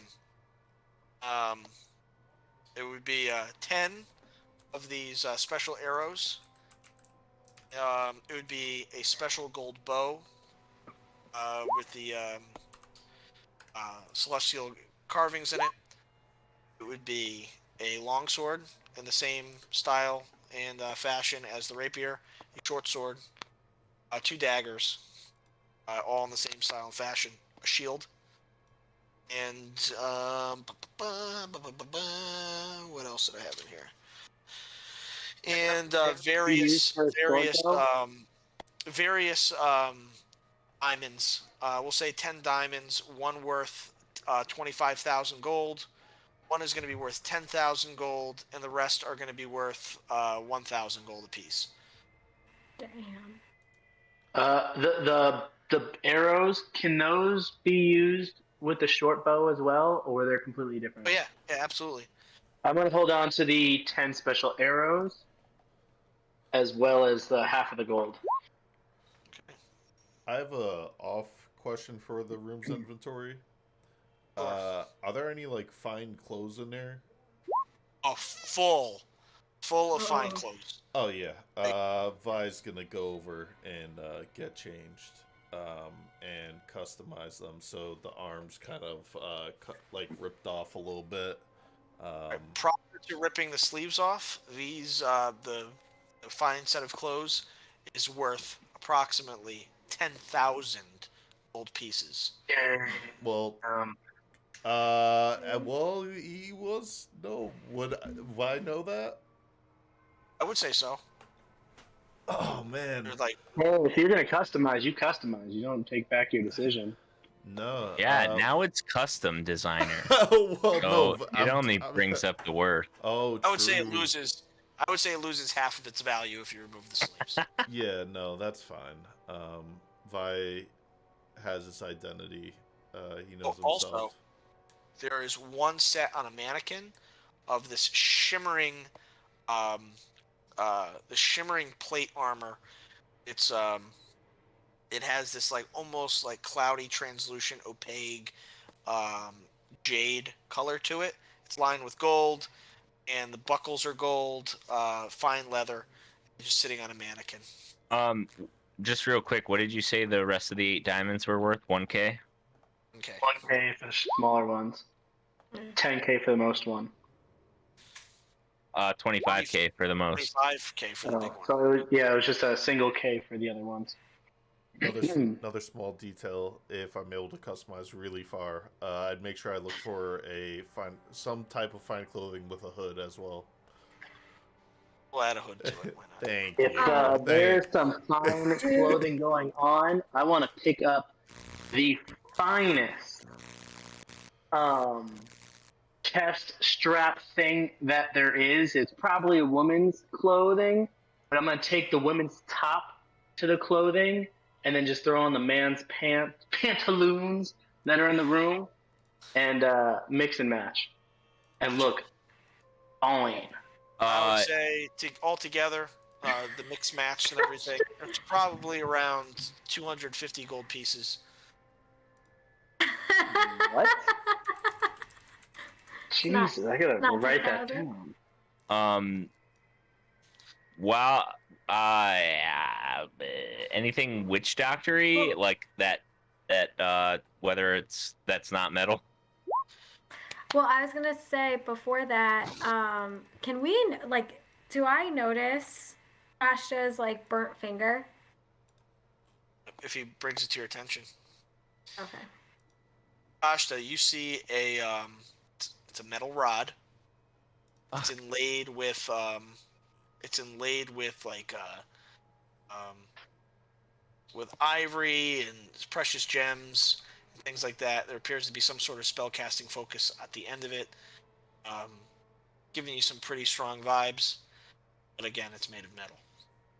Can I Fool of a Toot Gandalf it with a piece of cloth from Vi's customization that's on the ground? A fine cloth, wrap it in a fine cloth. Sure. So you kind of wrap your hand around it. You can feel like if you have your hand in an oven mitt and you're like holding something for a very long time in your oven mitt. Okay. Can I put it in the bag of holding? Yeah. While I'm grateful that I'm standing, like, and not sinking into the floor, and still kind of aghast that I just coughed up a dragonfly out of nowhere.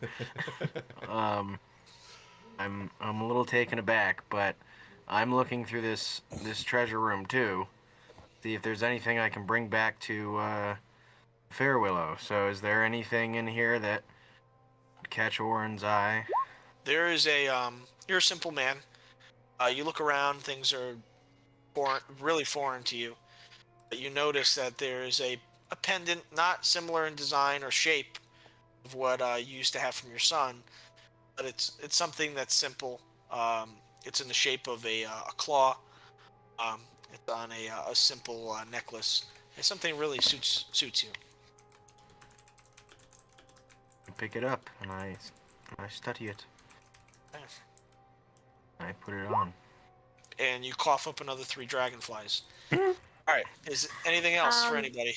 Well, hold on. I noticed, or did I notice that Kasha held that with like with a cloth? Yeah. Okay.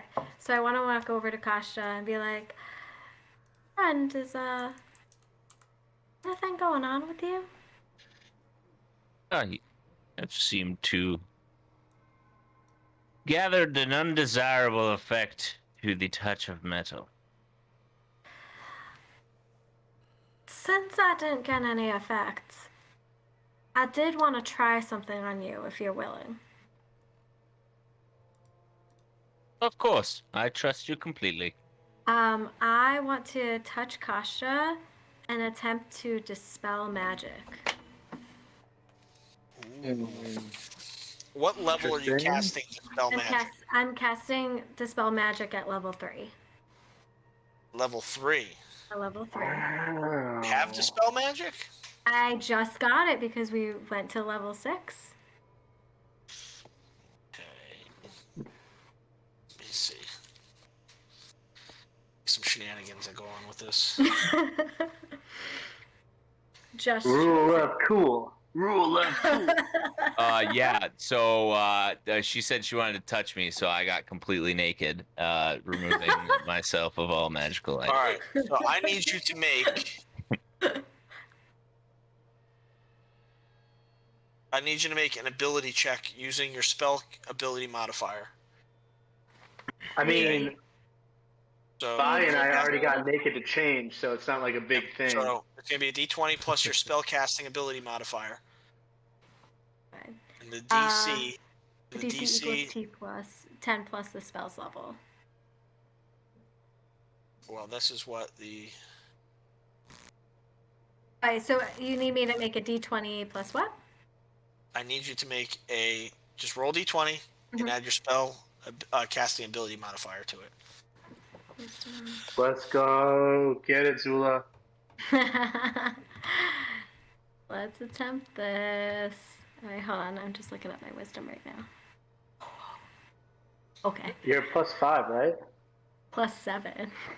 Oh, nice. Oh, Man. actually, no. Wait, yes, because I was yeah. Perfect. Okay. Let's pray.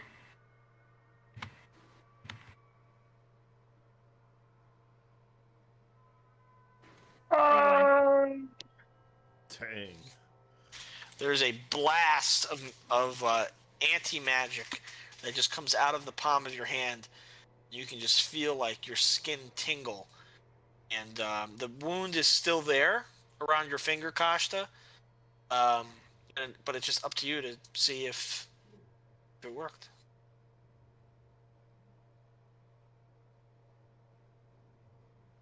Bliss? Well, this was short-lived. Would you be so kind as to put that ring back on my finger?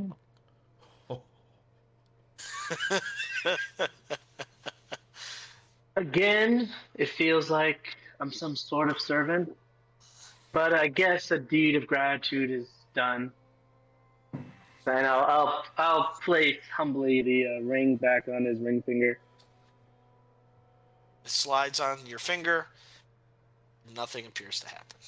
All right, so as you're sliding it on my finger, I would grab your hand and pull you very close, like nose to nose. And just so nobody else can hear, yeah, I would tell you, I do not ask you to do things because I see you as some sort of servant. I ask you to do them because you are my very close friend. And then I like playfully push you away. I choose not to respond because I want those words to resonate. And I saunter back, and let them linger. Hell yeah. Vi's gonna walk up to the group after changing and be like still just beaten, just kind of like doing a little bit of stretching, and she's like, "All right, well, We're just gonna use you. uh, did Kasha, that had to be you this time." Oh, what had to be me? You just interrupted me. My lips have not moved since I spoke to my half-elf friend over there. Did you hear what I said? I'm sorry. Anyways, I appreciate you all helping me out. So the least I could do is help you. So you said you were looking for a friend. I believe that is our goal here. Well, I'm happy to help out until we get out of here. I sense a clear distress in his just state of being. Vi, I mean, we're on the up now since we met you, but I don't know. Acting a little bit off now. He's right.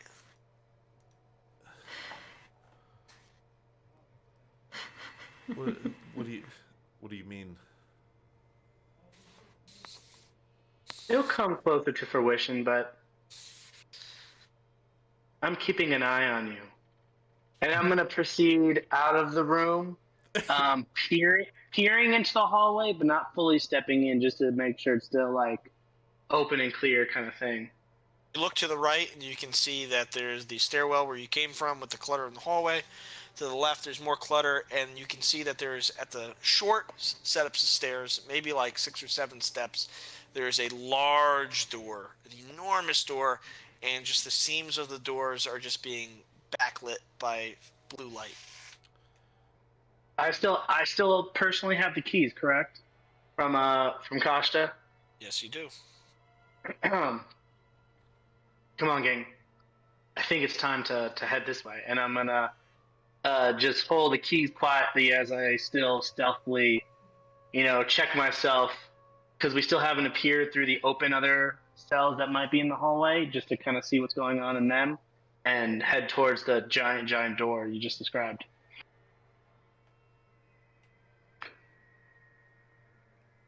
All right. I mean, I'm following. Yeah, I'm I'm gonna also gonna follow. Let look. anybody walk behind you. Well, I'm gonna. Don't let them walk behind you. I'm gonna stealth first of all, and I was gonna ask. I'll get to that. I was gonna ask one of the just openly to the rest of the group. Is he always that odd? Pretty He much. doesn't seem to be acting any stranger than you. Any stranger than me? Yes, you seem to, I don't know. Something ails you, it seems. I start to move back towards the back of the group. Maybe you have a concussion. Some minor Yeah. brain damage from getting Yeah. beaten senseless. They were strong for what they looked like. Probably that.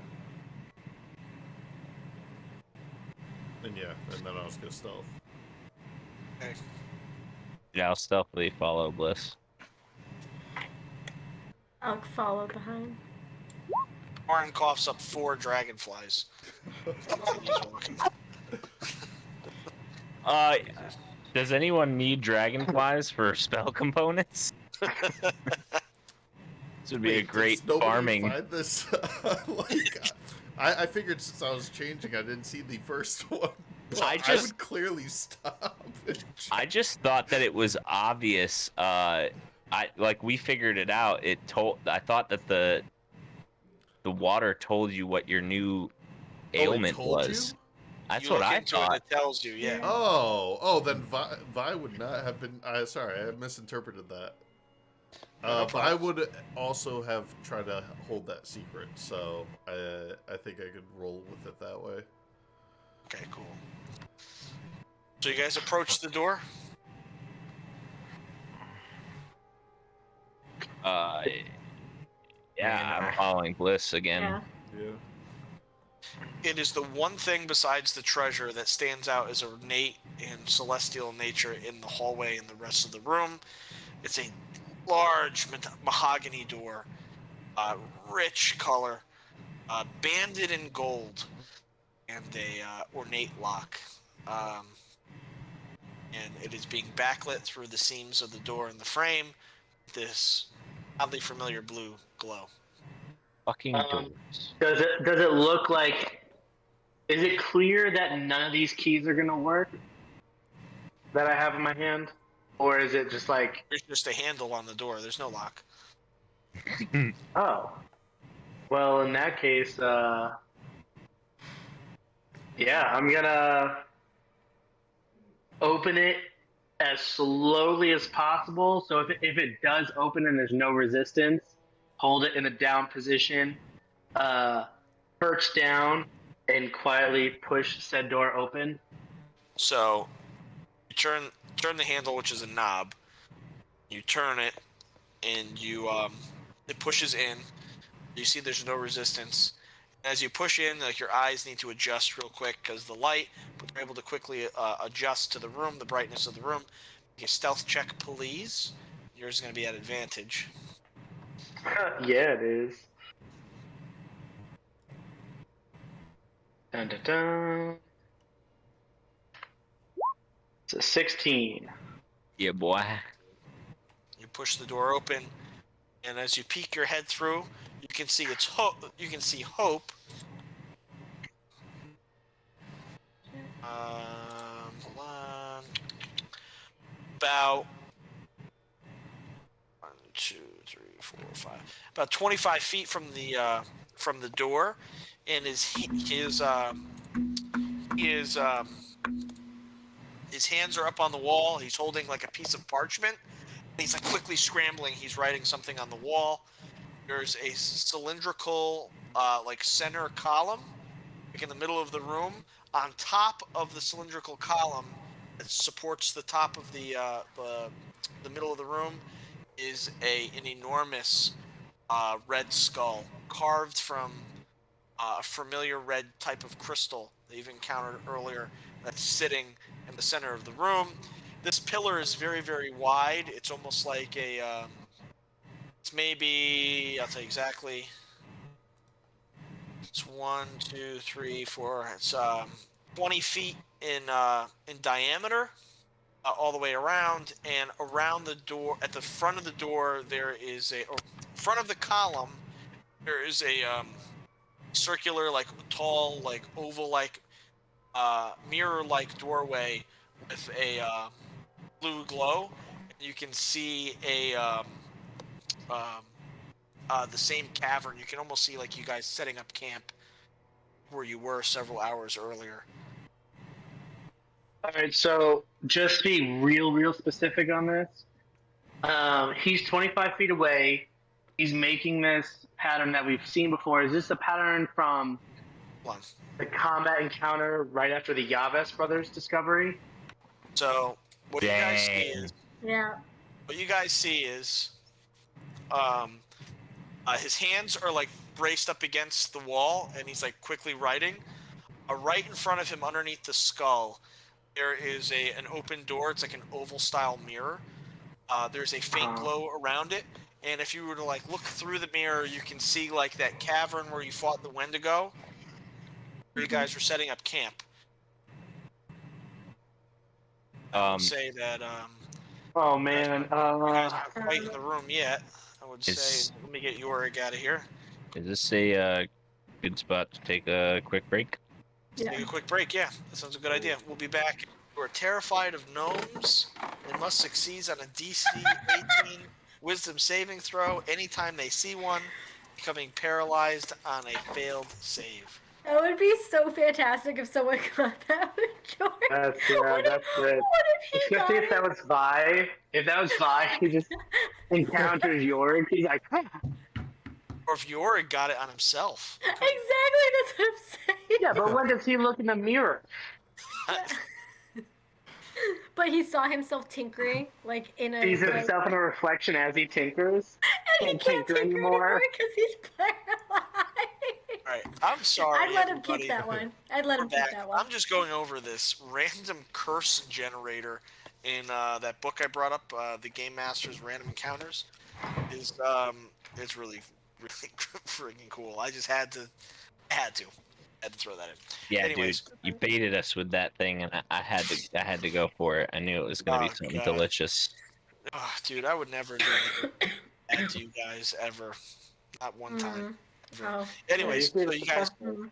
So Bliss, you open the door to the point where you can see Hope scratching out something on some parchment, and you can look through this portal, and you can see basically like an aerial view of you guys setting up camp, following the fight with the Wendigo. Yeah, and as terrifying as it is, and just surprising in itself in nature, my first instinct is to keep quiet and just like dash at the start, pushing the floor to get even more acceleration out of my feet, and try to dash that distance and tackle him down to the floor. Okay. Sure. So you're gonna dash towards him, right? And you said you're gonna try to tackle him down. All right, go ahead That's and correct. make a roll d20 and add your strength modifier to it. Strength. Do we have to do that one? Yes, you do. Tackling him. Oh my god. Yeah, it's a 4. So you run up and you go and you grab him. He goes, "Oh, Bliss, what are you doing?" At that time, Fret is going to run up right behind him, take out manifest a blade similar to the blades that Hope would summon. I Misty Step and block it. Hold on. As his hand turns around, grasping the parchment. So you want a Misty Step? Yeah. Oh yeah. Or do you want a Misty Step too? To block whatever attack is going towards my friend that could potentially be cutting off his head. I think what would. So I was gonna say, I mean, you're welcome to do the rule of cool, but Misty Step is a bonus action. If it's not a reaction, let me. Fair enough. Fair enough. Just. Is a bonus action. I want to just confirm. Is a Good bonus idea, action. though. It's also instantaneous, though. Does that? That is just the casting. That means Okay. it happens now. That means it's like when you cast it, it happens. Fret, she summons this blade, slices. You can see just this charred line going across his throat, across his hand, his head and his hand grasping the quill and the note fall back through the portal, and his body falls. You can see Fret. She pulls back her hood, their horn shown, looking back through the portal. She pulls out her swords and she turns towards you guys. This is the second time, you slut. Who are you calling a slut? Right? And you can That was see a the really deep voice. mask of many faces fades, and you can see it's Hope. But this Hope looks tortured and beaten down. There's an evil vileness to him. He goes, "Oh, everybody wishes they, no matter." You can see, "Time to die." And he takes his sword and he throws it right across the hall, right towards Orin. Orin, I need you to make a dexterity saving throw. Jesus. You get that metal plate on your heart, like he said. Rule of cool. I do have a reaction here. Could I jump in the way and do deflect missile? Do you have to be a target? I think I have to be targeted, yeah. If you're the target, then I would say That's no. fine. Okay. All right, so Orin, make your dexterity saving throw, please.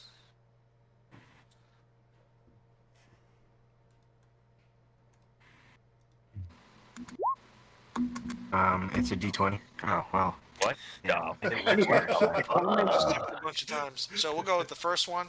It's a 3. You fail your dexterity saving throw, and the blade pierces outermost clothing. It just pushes you. You fall backwards down the steps. I need you to make 1d6 bludgeoning damage from the fall. As you pull back your clothes when the flat of your back hits the hallway, and you can see that the sword was embedded in that piece of metal that you put in your pocket. Holy shit. That Hope told you to put there. Mm-hmm. Whoa. That's crazy. No. At this point, we are going to roll some initiative. All right. Oh. Jesus, I can't. Starting from the top. Oh, that's why she was a mute. One sec. Let me see if I can find some better. Maybe we'll go classic. Let's go with some classic. Let's see. Oh shit. Orin's Bless gonna. you. Thank you. I'm not feeling too hot today. So, Let's see. ready to battle. Anyways, we'll go with this one. This is good. All right. So starting at the top, we'll go. Oh, Jorg. How come Jorg is still in this? Him as a 0. All right, Kashta. 15. 15. Blah. 16. 16.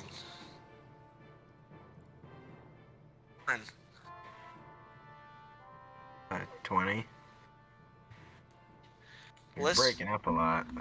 11. Breaking up? Am I breaking up? A little bit, but it's been I'm gonna refresh real quick anyway. All right, and finally, Aaron. 23. 3. And we are going to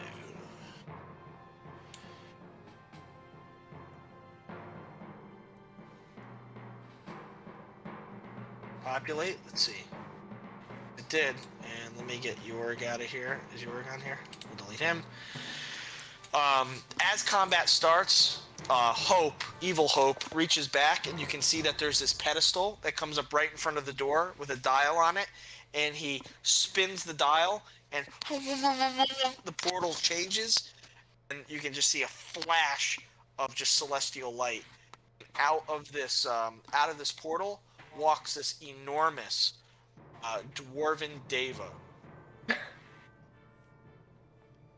A dwarven what? Deva. What's that? We're gonna find out.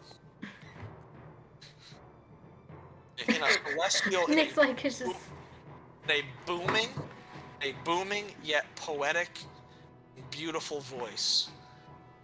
It shouts in a language you don't understand, and it just slams the ground with its warhammer, and it's just ready to fight. Top of the order is going to be Hope, and Hope is going to quickly. Where are you on here? This is considered a. Oh, where is it on here? Spellcasting, 17th level spellcaster.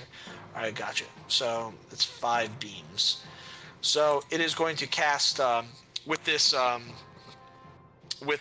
this holding its staff, and at the end of the staff is this strange focus at the end, this blood red focus, similar to that was carved out of the way that the same material that the skull's carved out of, and he just casts Eldritch Blast. He's going to cast it at Bliss, Zula, Kashta. He's going to cast it at everybody. So the first one is going to be Hope. 1 second. what's his modifier on it? I'm sorry, guys. I'm just jumping between tabs here. +7. Okay, good.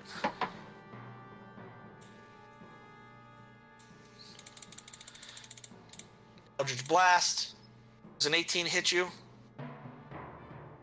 Bliss? Oh, Bliss? Bliss.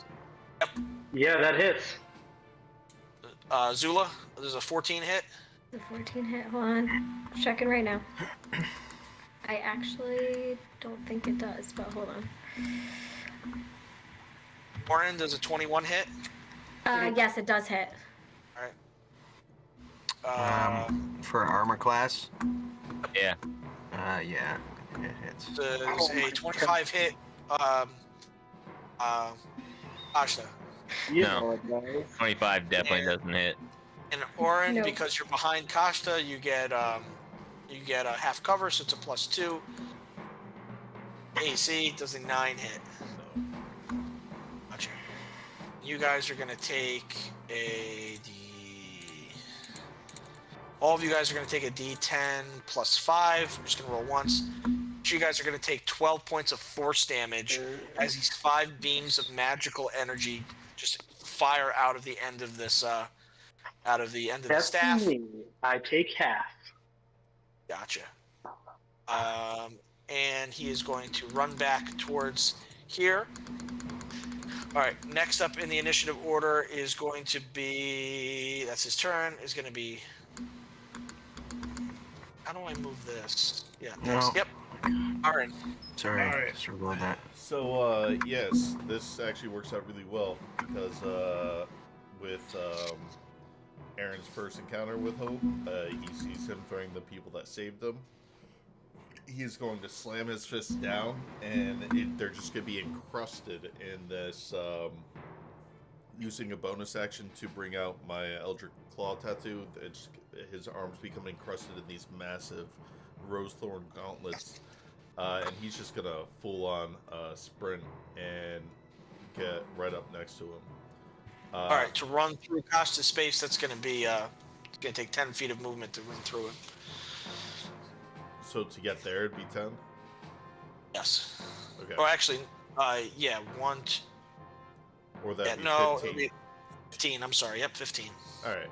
Well, 45 feet. So that'd be 40 feet. I think. If I go there, right? All right. So yeah, I get there and just, man, I just start wailing. All right. I do take out my quarterstaff though. No. So you have your quarterstaff. Yeah. It's like in my fist, like gauntlets. Obviously, I'm doing some like acrobatic stuff where I'm like going in for a hit and then like twirling my quarterstaff, catching it, and then just hitting back. I'm not actually using it to fight. Yeah. So we're gonna hit him with a fat old. I'm just gonna use this. There we go. There it is. Does a 24 hit? Yes, it does. Alright, Nice. that is 8 points of bludgeoning damage. I'm just checking. New kit. I do know it well, but the I think the Eldritch Claw gives me an extra D6. Yeah. Are these magical? So these fists are magical now that I'm level 6, baby. All right, gotcha. So it's D8, and then it's gonna be a D6 of force damage. So total 12, and then I'm gonna come in with my second hit. All right. Does a 14 hit? 14 does not hit. Dang. All right, that's all right. So now I'm Aesthetically, up, though, how good does he look doing this? Oh, great! It's just twirling this thing. He's like literally like bouncing the quarterstaff off the ground. It looks incredible. I would like to Bransky one thing on the first hit, if I'm able to. Your call. Use a stunning strike on the first hit. I would say no. Okay, that's fine. Hey, I just gotta remember next time. Got it. Boss fight. Pull Yeah, no no, punches. I got you. I got you. It's all Next fair. is going to be Orin.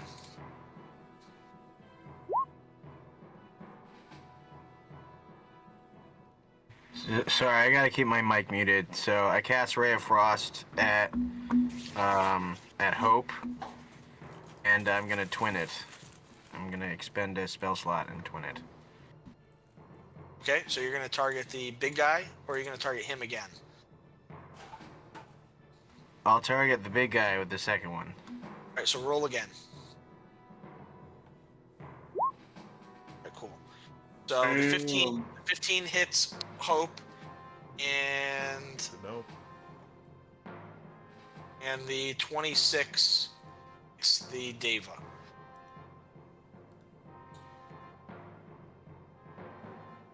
For your damage. Stack. Click Ray of Frost in the description. Hmm. And for Hope, right? And 9 for the big guy. All right. At the end of this blast of cold energy, just like flies through the air, the Deva swats the cold out of the air, and big sharp pieces of icicles just hit him in the face. You can see he wipes it off his face. Hope, same thing. It embeds in his chest. You can see the side of his shoulder just like start to freeze over. It flexes his shoulder and he breaks the ice. Using one of his legendary actions, he is going to raise the staff towards Orin, and he is going to cast. There's going to be this beam of this black purplish energy that careens across the hall. I need Orin to make a Constitution saving throw.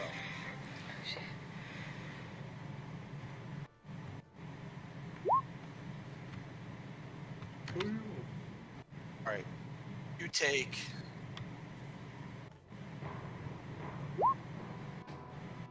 2d6 plus 5 necrotic damage, and you age Oh no.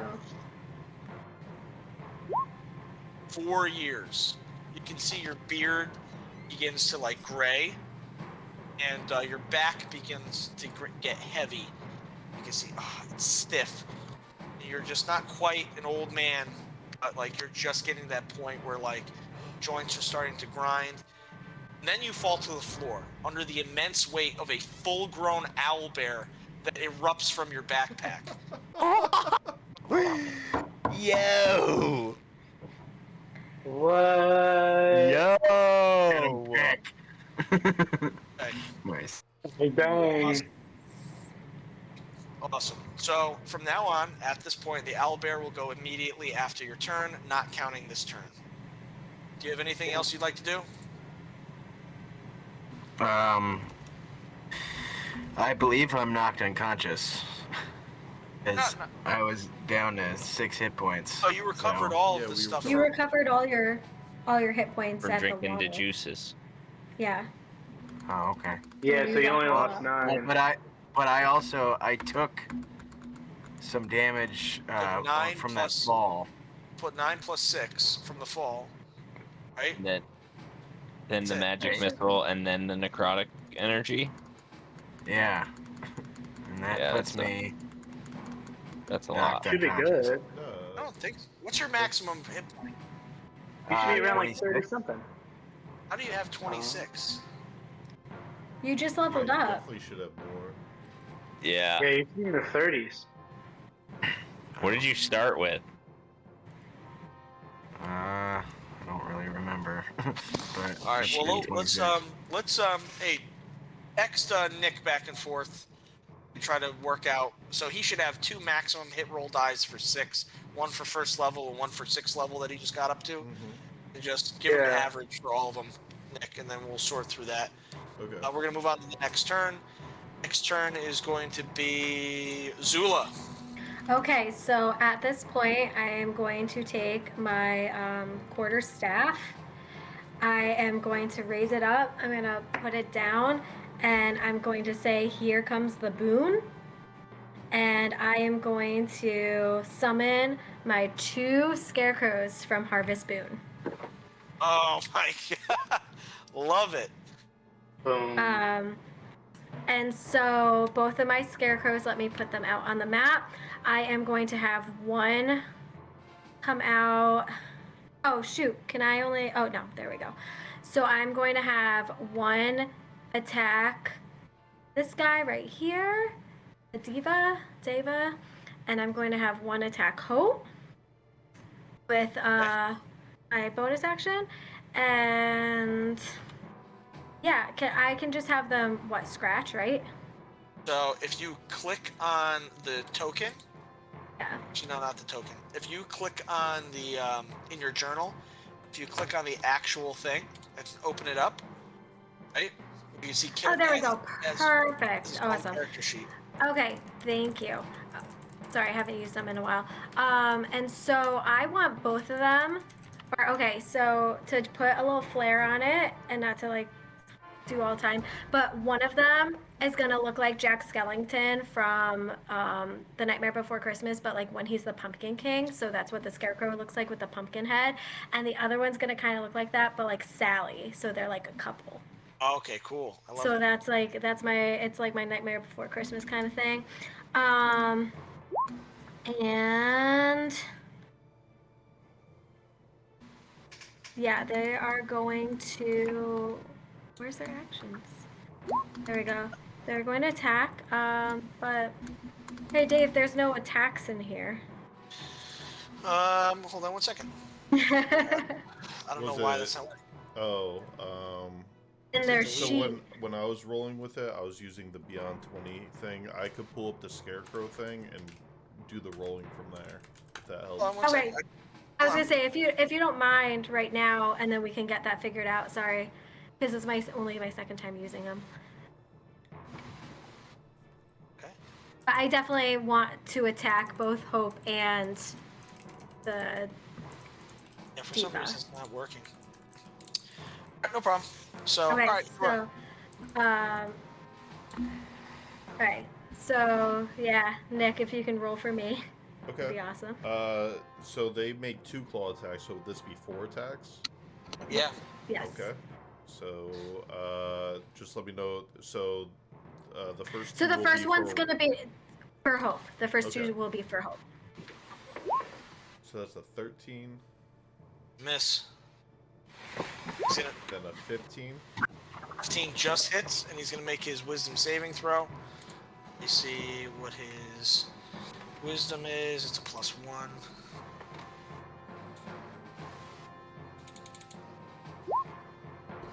Ooh. Ah. 11 just makes it.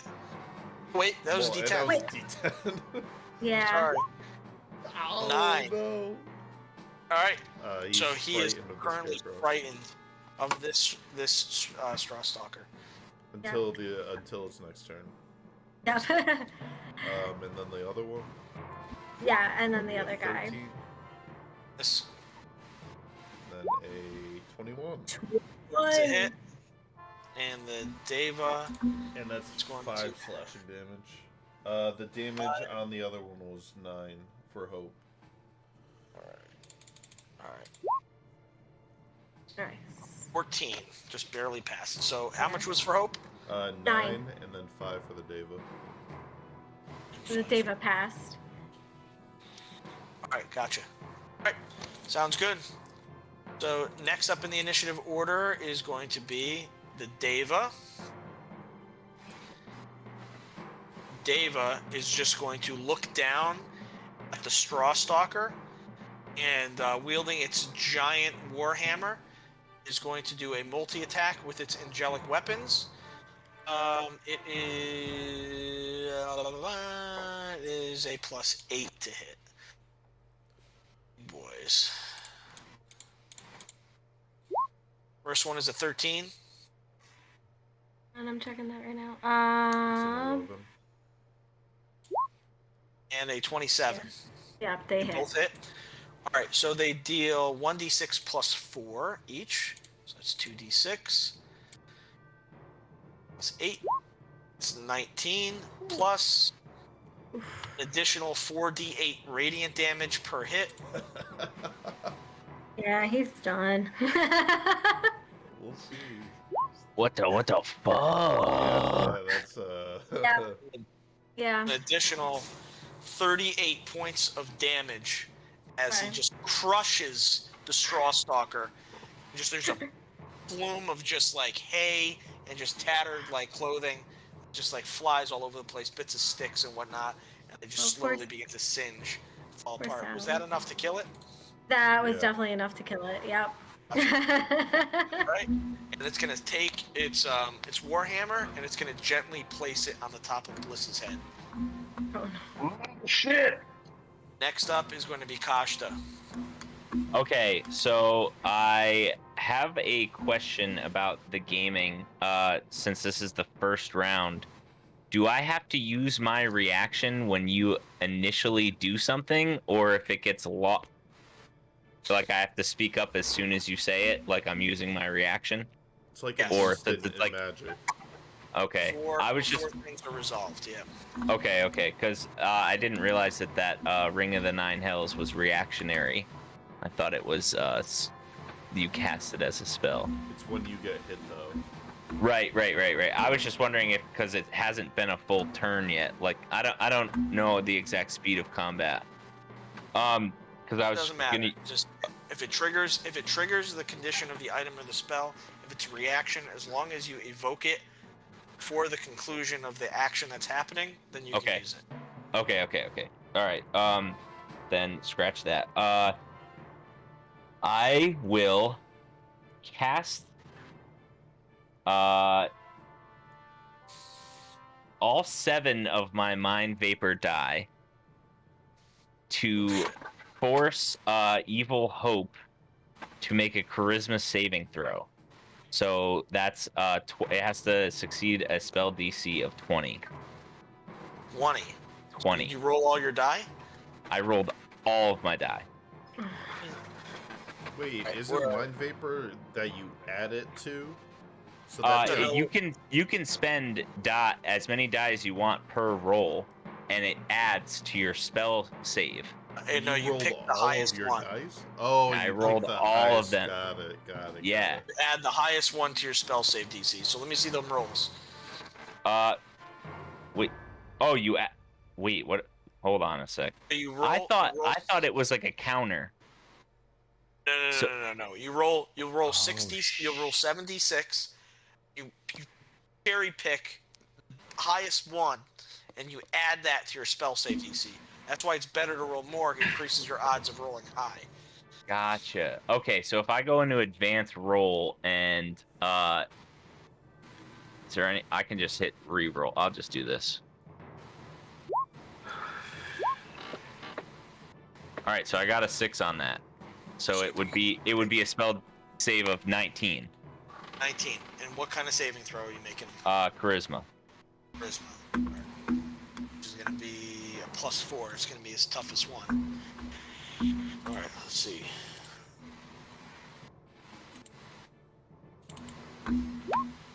Oh, Let's 18. go, dude. Okay, It so fails. so it fails. Okay, so under the charisma effect of the mind vapor, target creature views you as a close friend or benevolent being and is charmed by you. So for flair, if this is allowable, I would like to appear to Hope as Xerxes. If It's not 'cause it's- exactly what it does. It's, I didn't know, like, the psychedelic flair, yeah, you can do it. Like he just sees like a Okay, I got you. He kind of get that feeling, the same feeling of Xerxes, like you guys are on the same team. Your common ally is Xerxes. I can roll with that. Okay, so, and then just being damaged by the Deva, I would shout out to Hope, save me, oh loved and adored son, turn your blade on the Deva. His head is going back and forth. He's looking at the straw stalker. He's terrified. He's like, oh, he's just confused. And he goes, yeah, yes. Hell yeah. And then I would Misty step across the room. Oh. turn. Next up in the order is going to be Bliss. Let's go. Yeah, we all know Bliss, man of very few words, many actions. Definitely, I wouldn't say running. I don't know the word for it, where the top half of the body looks completely still, but the bottom half's moving pretty violently towards Hope. And both hands behind the back, especially the one with the two fingers cut off, the nubs are kind of touching, and you just see this space. It's almost like space is just opening up behind Hope.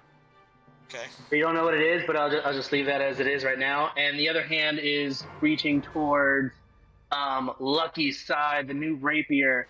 And as I'm approaching Hope, I'm going for an attack with the rapier because I'm just grilling him in the face, being like, "You weren't that sexy little thing, Fret. You were just a fake in disguise." And yeah, I'm gonna slash his Dave is gut gonna make open. an opportunity attack against you. Oh dang, I forgot about that. I was in range. Does a 14 hit? It does not. Ooh. So here comes Swings by. the rapier. There's a 27 hit. Let me turn it off again. Yes, it does. All right, rapier does 11 piercing damage, but because he's previously engaged with Zai and the scarecrow thingy, let's throw in a sneak attack. So that's gonna be a 25 damage with the rapier. With the rapier, so it does 26. It's a +1 weapon. So you discover that it's a +1 weapon, magical weapon. You also notice that with your strikes, the weapon is imbued with this celestial energy. You roll an extra D4 of radiant damage. No problem. That's a 1. That comes out to 27 points of damage. Nice. And as I was talking about earlier, it looks like this space is just separating behind Hope, and you just see a deck of cards appear behind him, this time having a very Galaxy-esque type of feel to the front cover of the core to the cards, and a new draft of 7 just wasp into my hand, and a quick glance I can see the highest card in the deck, and going to flick it towards Evil Hope's forehead. We're going for an attack. So I would say at that point, like you can summon your deck. Like you already hit with your rapier, and then what was the other action you did? You did a bonus action too. A sneak attack. Well, sneak attack doesn't count. Yep, you get a bonus action. Yep. Go ahead. Yeah, I thought that was right. I thought I get to do my card thing. Yeah. Anyway, so again, whisk the highest card in my deck now at his forehead, and we're going with does a 27 hit? It does. Oh my god. I am just on fire right now. And we're going to do 8, but wait for it. We have the high card of the deck, which is going to be our ace. We're going to add 14 to that 8. Oh my god. Okay, 14 plus 8.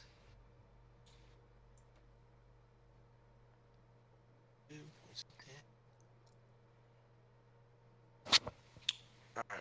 One of the kids is crying, so Ashley will be back. All right, so Hope They're does crying not because that was so much now. damage. Okay. Is that your turn? That is ending my turn. Knowing I did so much, I'm just like grinning. Like, yeah, fucker. Hope is going to run as fast as he can towards Kajda. The Straw Stalker, Bliss, and Oren can each make a opportunity attack against him. All right. 100%. I'll make that opportune attack 28.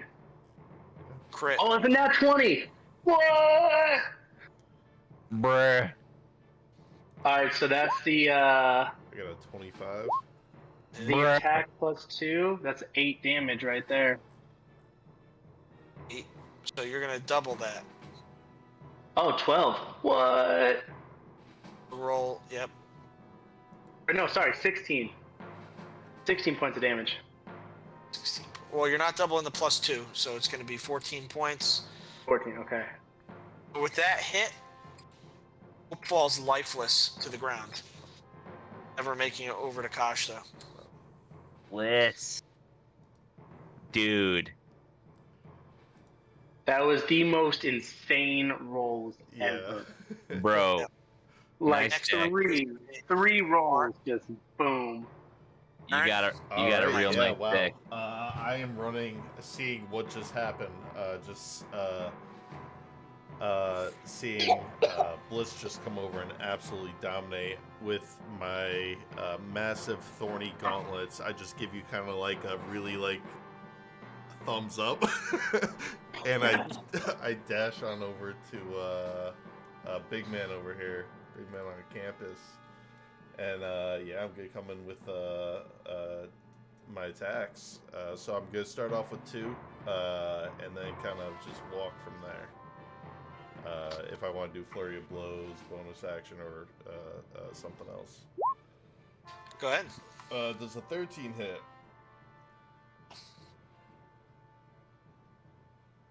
13? Okay. Not hit. Alright. Third time's a charm. I'm going to use flurry of blows using 1 key point. Whew. 25. That will hit. Okay, that's 10 points of bludgeoning damage, and I'm using another key point to invoke Stunning Strike. So he needs to make a Constitution saving throw of 14. On save, and it is a +4 to con. A +4? Yep, +4 to con.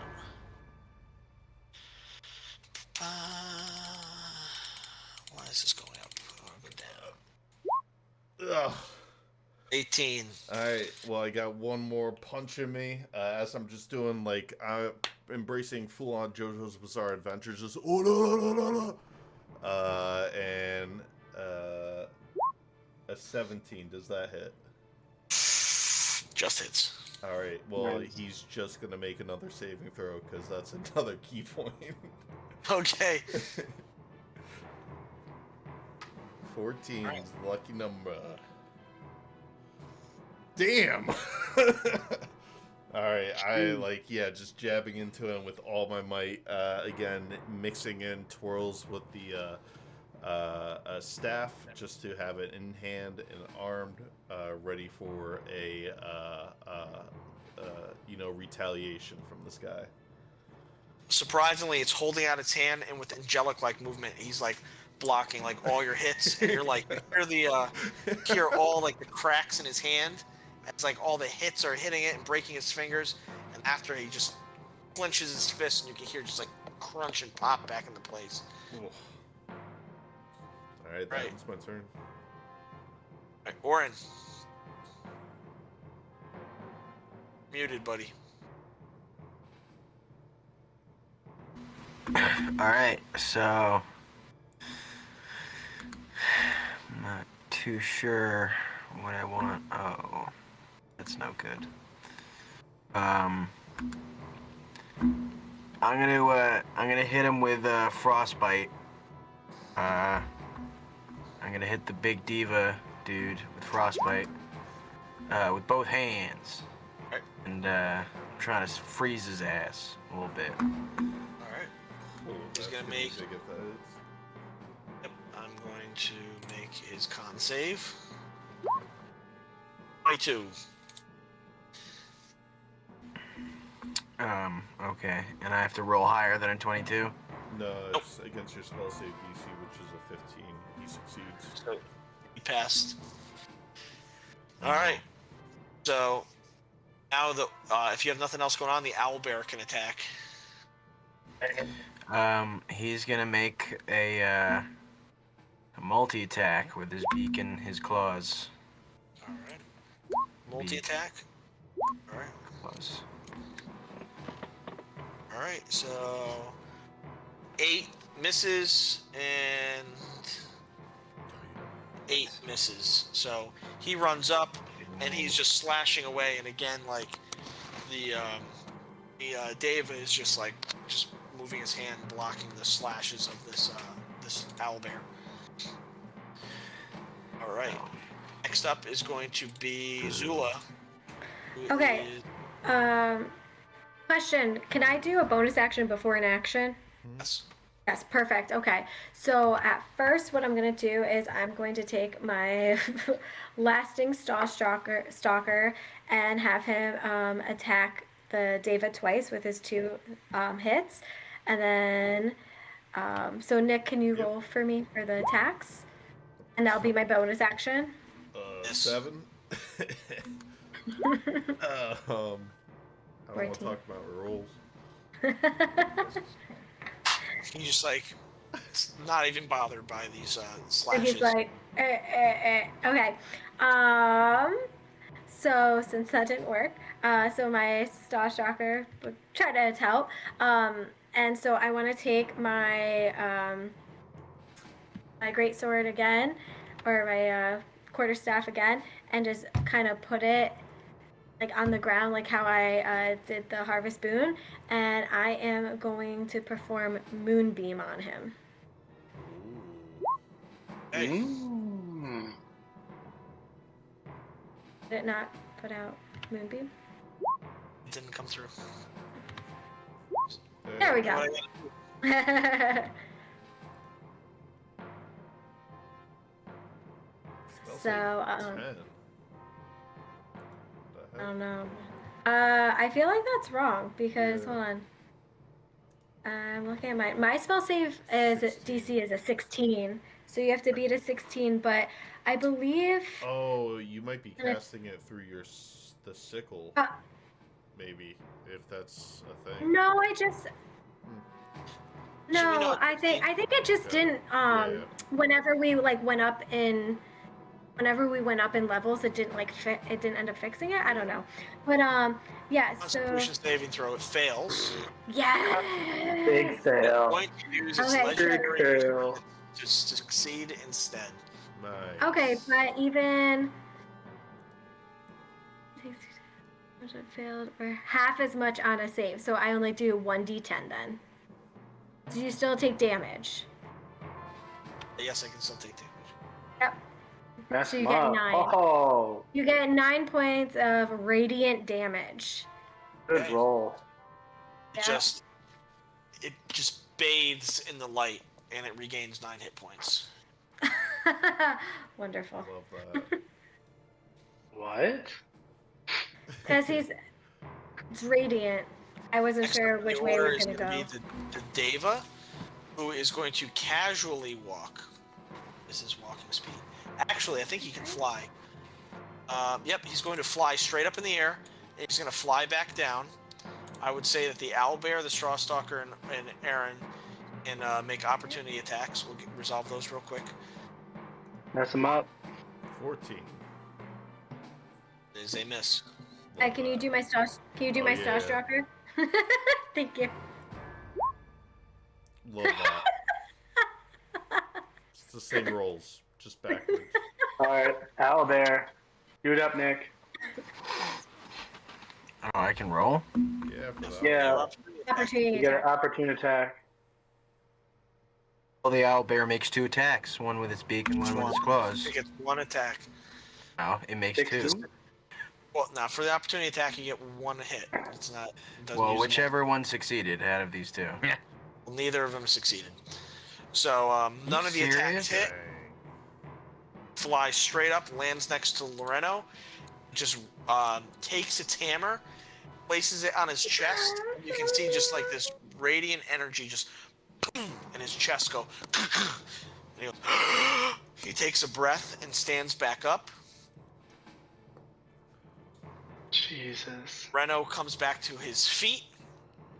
He's going to use one of his legendary actions to cast Finger of Death as he raises from the ground.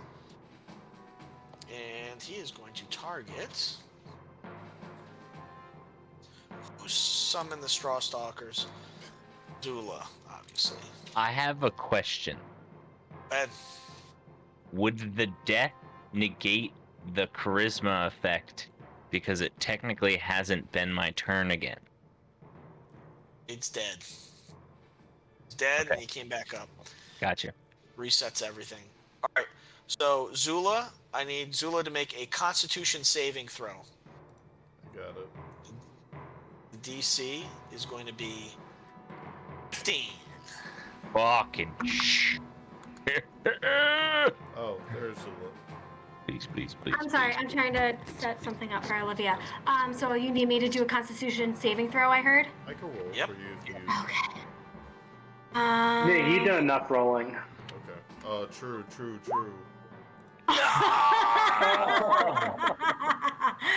Oh. All right, and Yummy. listen to this. Are you just gonna kill me before I have to set up our daughter? I think that's what's about to happen. Guilt I think trip. he's about to die. He said finger in death. Yeah. What's You're your not total- gonna. what is your hit point maximum? The hit point maximum is 47.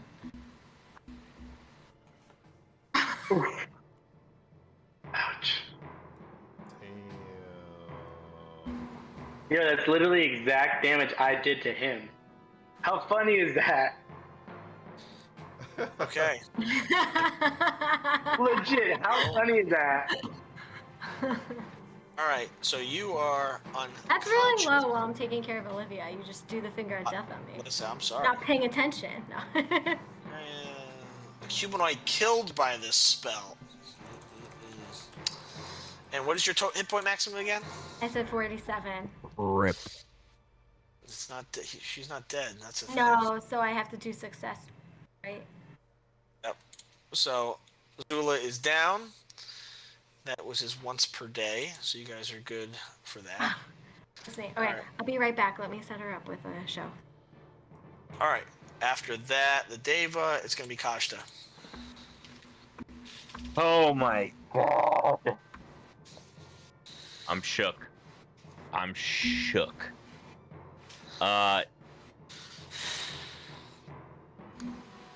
I don't know what to do. Sorry, I've never cast this spell before, and I want to make sure I don't fuck anyone else up.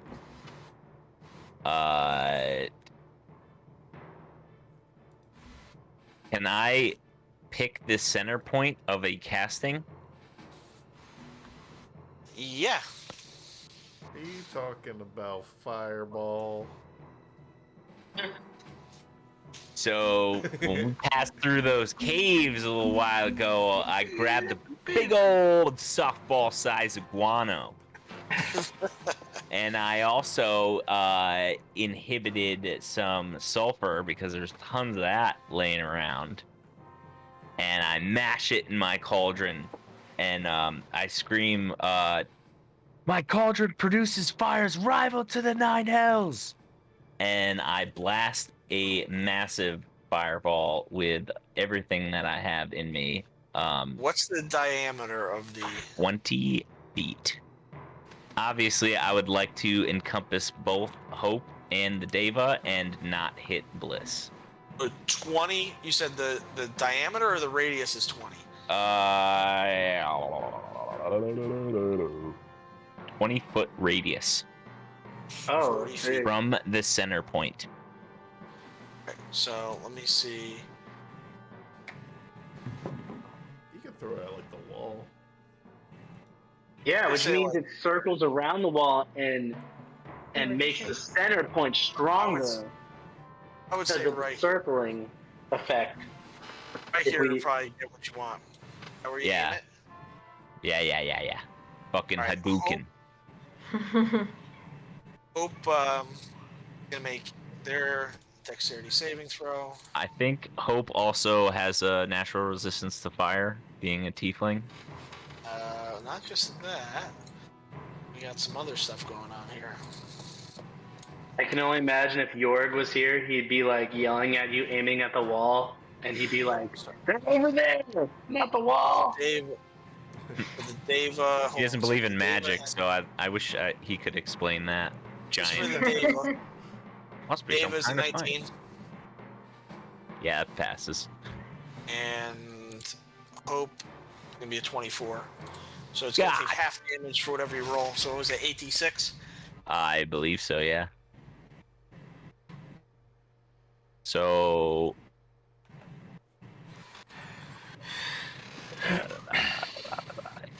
So I'll just roll 8d6 and we'll have it.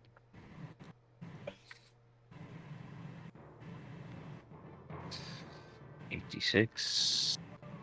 Nope. No adding on to that. Okay. Roll. You won. So we're looking at 16. 16 points of damage. The Diva, as you can see, it's like his beard is starting to burn away, and the flesh across his arm, his silvery flesh is starting to burn. And Hope, you can see these orange eyes just like glowing in the flame as it dissipates, taking no damage. Oh, cool. And then I'm gonna Oh, Diva.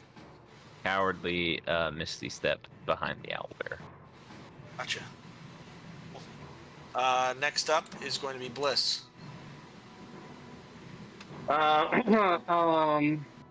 After dealing out so much damage for someone to just come back like that, I'm assuming I'm a little out of breath. But in my shortness of breath, I'm just gonna be like, "Those who are dead to me, stay dead." And I'm gonna go with another rapier attack to his chest. And we're gonna hit for 23! 23 is a hit. And it's gonna be 9 points of piercing damage. Hope falls down dead yet again.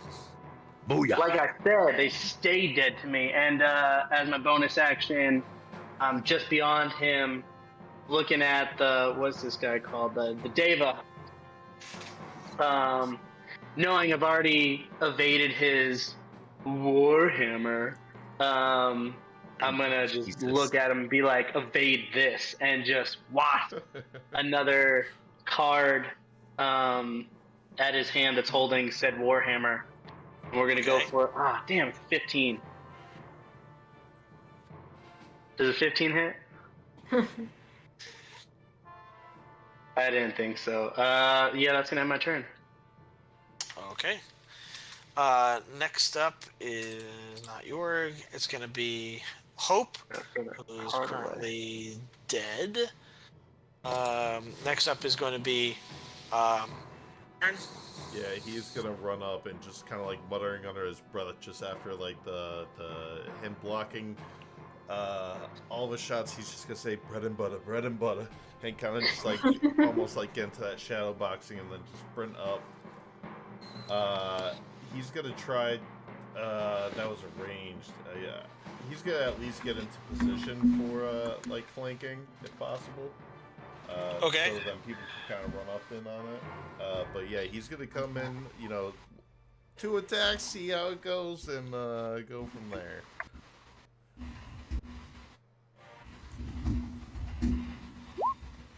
Yeah, boy. 23, baby. We already Bread and know what's butter. gonna happen. Let's see. I got 3 key points left, and this guy's gonna get stunned. So DC 14 con save. Okay. And 10 points of damage.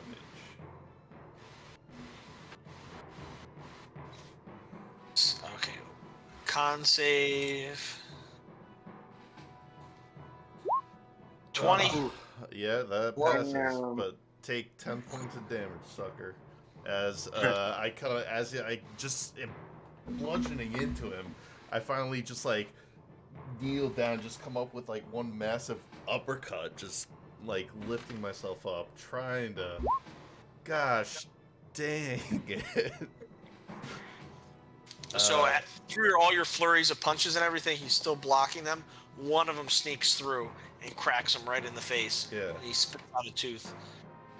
I got one more. I'm not spending a flurry of blows, just spending a bonus action for martial arts to do unarmed strike. A 16. That is a miss. Inch away. One. All right. Well, +9, right? All right. I'm done. Right. What's up, Orin? Yeah. Well, there's nothing I can cast from over here that wouldn't affect you guys. Well, I'm down already, so. And you're right next to me, so it won't affect me any. I tell Bliss and Aaron to get back as far back as they can. And hopefully they heed my advice. Right now. I can't move out of turn. Yeah, it's out of turn. Yeah, I don't think we can do that. Because if that was possible, I would also move Hope's body so he doesn't get touched again. Like, there's nothing I can really do. Okay. You could I guess I'll, stabilize Zula. Oh, well, I You have a don't... good berry. Yeah, I do. Okay. Yeah, sure, I stabilize Zula with my good berry. Use your action. You bend down, and you're like, "Don't die on me!" And you give her the good berry, and you can see like her chest begin to start to rise and fall a little bit more regularly, and she regains consciousness. And she's sitting there, and she looks up and she says, "Thank you." Let's go. Yeah, and I tell everyone to get at least 30 feet away. So I can do some attacks. Next turn. Yeah. What do you want your owlbear to do? I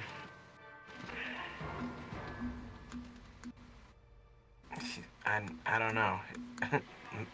Like, I guess run up to Hope and start dead. slashing at him. Hope's dead. Hope's dead. Oh, yeah, there's not much he can do. Like, he's not hitting this guy. Hold the action. Yeah. Just hold it. Okay. All right. So next up in the order is going to be Zula. You have 1 hit point. I have 1 hit point. Oh man. So with still, can I give it some flair? Is that okay? Be my guest. Right. So with just taking my heavy breaths and holding on to my great club, I want to just mutter entangled and try to entangle this diva. All right, let's do it. And stay in place. See, that one says DC 16. I don't know why. Yeah. Okay. It's so weird. I don't know why the other one doesn't, but yeah. Roll it, Dave. All right. What saving throw is it? 16. All right, strength. Just in all fairness, I'd also be in that 20-foot square if you want me to I'm also sorry. make my save. No, it's totally cool. I just Yeah. want to play with it. Yeah, if you Yeah. don't mind. I don't know. Steve. Ah! Yes! It's Nice. a dex save or a strength save. Strength. Nice. Sorry. I'm Hey, so sorry, I'm but stuck there with them. you're stuck there with them. But now. But the narrative, though, he went down way easier. Exactly. So now, yeah, it's a strength saving throw, and he is restrained until his next turn when he can take another strength saving throw. But right now, he cannot move. Gotcha. So these vines just like burst through the floor, and they start wrapping around his ankles, and they wrap around his wings as he's trying to beat them to fly. You can also use your straw stalker. You have 1 left. Oh, sweet. I thought he died. With Okay. advantage. Can he go that far? How far is that? He has a 40-foot movement speed. Oh. Perfect. Okay, awesome. So I want him to, if he can, go over there, and whatever piece of flesh that is sticking out in the entangled, I want him to scratch. Very cool. So I want him to just be like, I want it to be like a bee sting, like an annoyance, you know, like he can't move and he Clawing just away and clawing clawing away. away. So Nick, if you don't mind rolling Yeah. those two for me. Well, let's pray. What the? All right. Finally rolling good, guys. And then the wisdom Nice. save is a D4. Okay, he passes that save, Are you? Yeah, that's a miss. and then that is a miss, and that is a pass. So he Okay. takes. What does he take for the damage? 3 slashing damage. 3 slashing damage. Gotcha. All right. Next up is going to be the Deva. It's going to just like try to pull its wings and feet out of place. It realizes. It looks over. And how big is its reach? It has because of its size. It's only a 5-foot reach. All right, so he's within reach of Aaron. So he's going to I'm so make. sorry. Come at me, bro. He's going to make 2. So it's weird because you have disadvantage on your attacks, but advantage on attacks against other people. So it's just a straight roll. Yeah, I know. So all right, so 2 melee attacks. They're going to be +8s to hit. Good luck. I got a 20 armor class. All right, 14, 15. As he's Hell just yeah, swinging. Just bobbing and weaving. Gotcha. So, yep. So, yeah. So it just swings. It's not unable to hit. I see you. I see I'm not the only one. Kashta, you're up next. All right, I am going to cast Mind Vapor as a cantrip. No, sorry, not Mind Vapor. I'm so sorry. Mind Sliver. Which I'll post in the chat. I spell DC of 10 or my spell save DC. It's your spell's DC. Okay, so it's 13.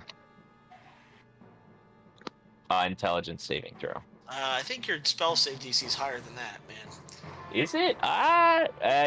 Oh, it's 8. 14. I'm sorry. I think it might be higher than that. What's your intelligence score? 3. So it adds because of psychedelic plume. I know I get +3, but I thought it was. Yeah, it's.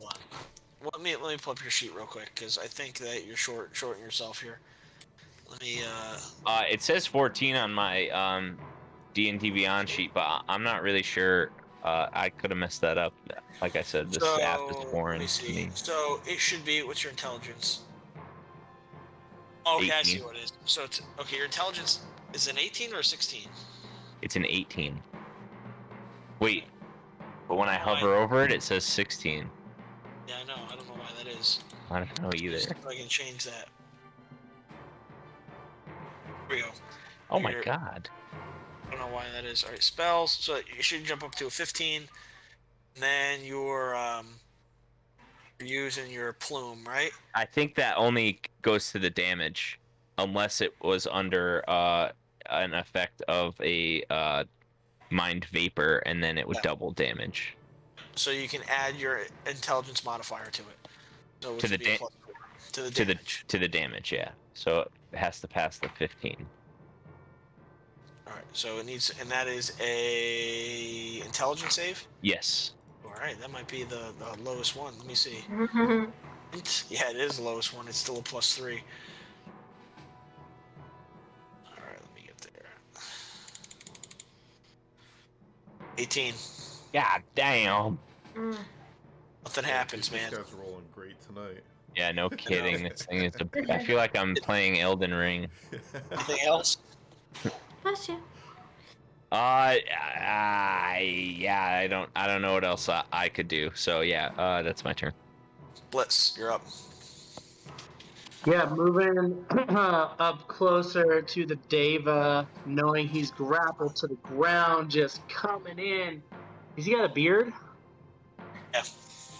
Yeah, I'm gonna go through that beard into his throat with Lucky Side, my new rapier, and going with that attack.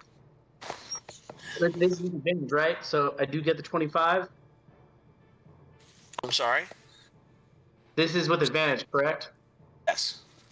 Does a 25 hit? Yes. Yeah, so then this guy is going to take 6 piercing damage with 9 sneak attack, so that's 15. And then again, up that opposite sleeve, coming in with a new card, and then just gently placing it in between said hairs of the beard, so it just lays there nice and tidy, like I'm I gotcha. tucking into the bed. You put your deck on his beard? Yeah, I Yeah. did. I laid it in there. Does a 25 hit again? Yes. So that will be 7 force damage plus the 9, so 16. 15 points of damage. All right. Is that your turn? That will end my turn. All right. Next up is Aaron. All right. Hi. Well, since I'm, Make your strength saving throw. do I have to, or can I stay in this? You can stay. Oh, if you want to stay in it. I don't know if you can really- Yeah, because all restraint does is stop my movement, so I'm I'm in this. I'm toe to toe Okay. with this. I now seeing him on the offensive against me, like I'm starting to read his attacks and everything, and as he goes in for like another punch, again I try that uppercut again, repositioning, coming in with the big old Johnny Knocker, for 7. I totally forgot. I need to be rolling another d6 for my gauntlets. 2, so that's 9. And you bet your buttons, make that Constitution save throw. I got 1 more left. Let's see how you do. Okay. He's rolling like a savage I tonight, man. know. So 9 points of damage coming in for my extra attack. Miss. All right, cool. And then just martial arts bonus action attack. 24. Gonna use my last key point. All right, stun him. I'm gonna try to. So that's 11, and then plus the d6, so that's 14 points of damage. God. Take that. 14 points of damage. Yeah. I'm starting to as a uppercut into like a just an elbow slam. He's blocking some of the attacks. I'm starting to see that I could get through to him, but this is one brawly MF.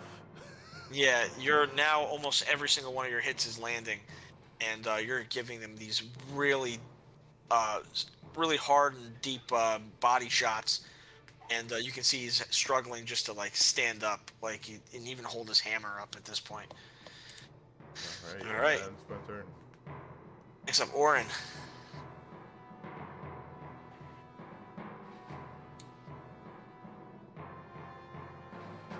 Nick, you're muted.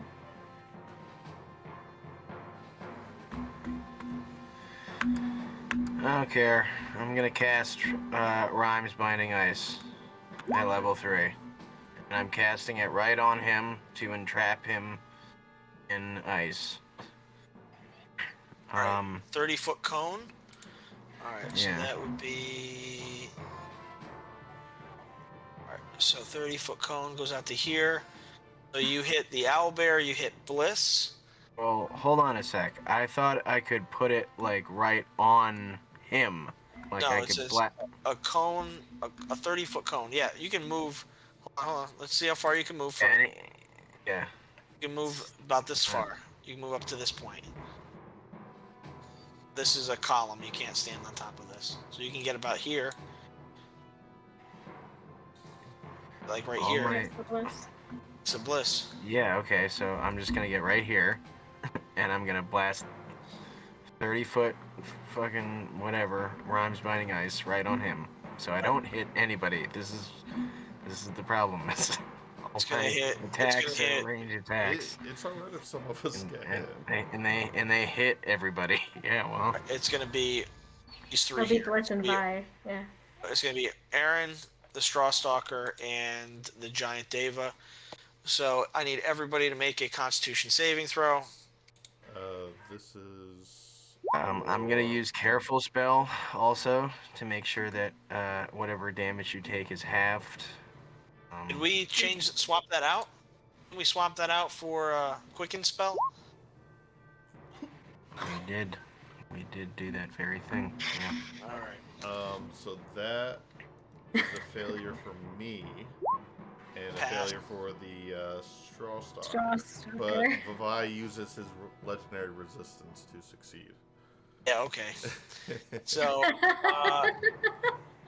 So let's see, 4 minutes on a creature within reach of an action to break away the ice. Speed reduced to 0, and a successful save the creature takes half as much damage or isn't hindered by the ice. Alright, so Nick, roll 3d8 cold damage, please. 16, so Alright. Not too shabby. Stalker takes 16, the Deva takes 8. You can see like the crystals just starting to form in his beard.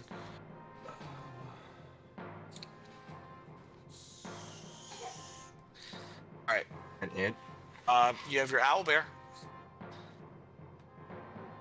Owlbear has a, let's see, I think he has a 40-foot movement. Let me see. Yep, 40 foot.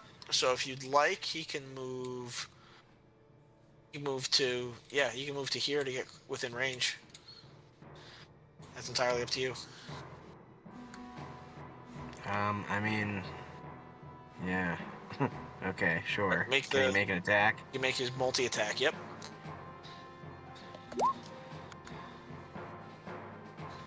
All right, one of them's a Ooh, look crit. at that 25.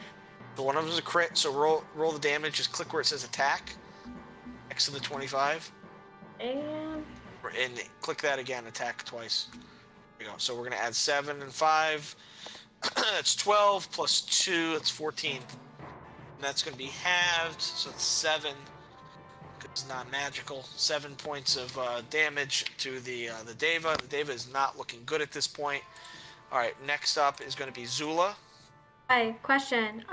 Because this entangled is like a constitution, or constitution, geez. I have to focus on it. Will I still be able to use my straw stalker? I can't speak right now. My straw stalker, because I have to focus on the spell. Does it say you have to focus on the Straw Stalker? No, it's not concentration. No, it's not concentration. No, but my spell is concentration, so am I still able to do my bonus yeah. action? Okay, Yes. I just wanted to make sure I didn't want to mess up in that sense, and then you entangle get out. So I just want to keep with the entangled. So keep that going, and then Nick, can you roll for my guy to Got it. scratch him twice? Nope, because I'm rolling. Whoopee. What the fuck? I'm taking in the same- group's bad rolls.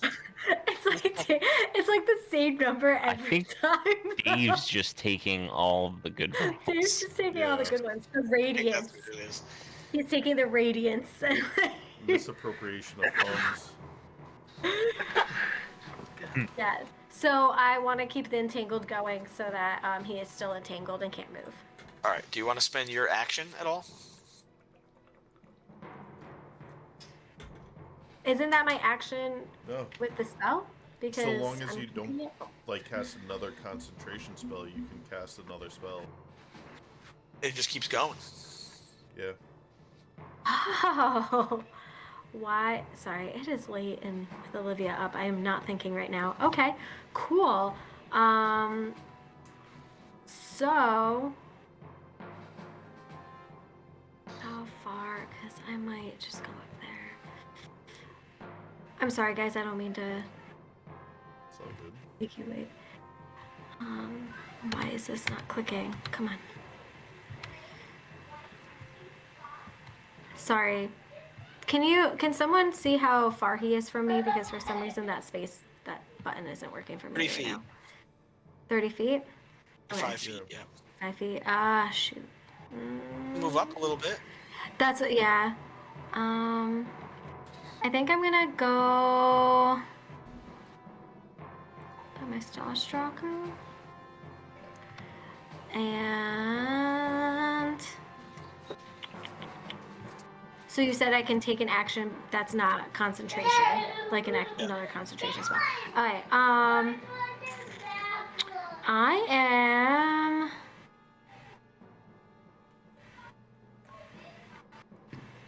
I'm like around 10 feet from him, right? I'm gonna hit him with my moon sickle. What's the range on the moon sickle? I believe that it's within 10 feet. Actually, I think. I think I Is it can. because she's a sloth? I think that's what it is. Yeah. What up is your racial? Let's see your racial abilities. Let's see. I have the long arms, so I can. Climb Moscow.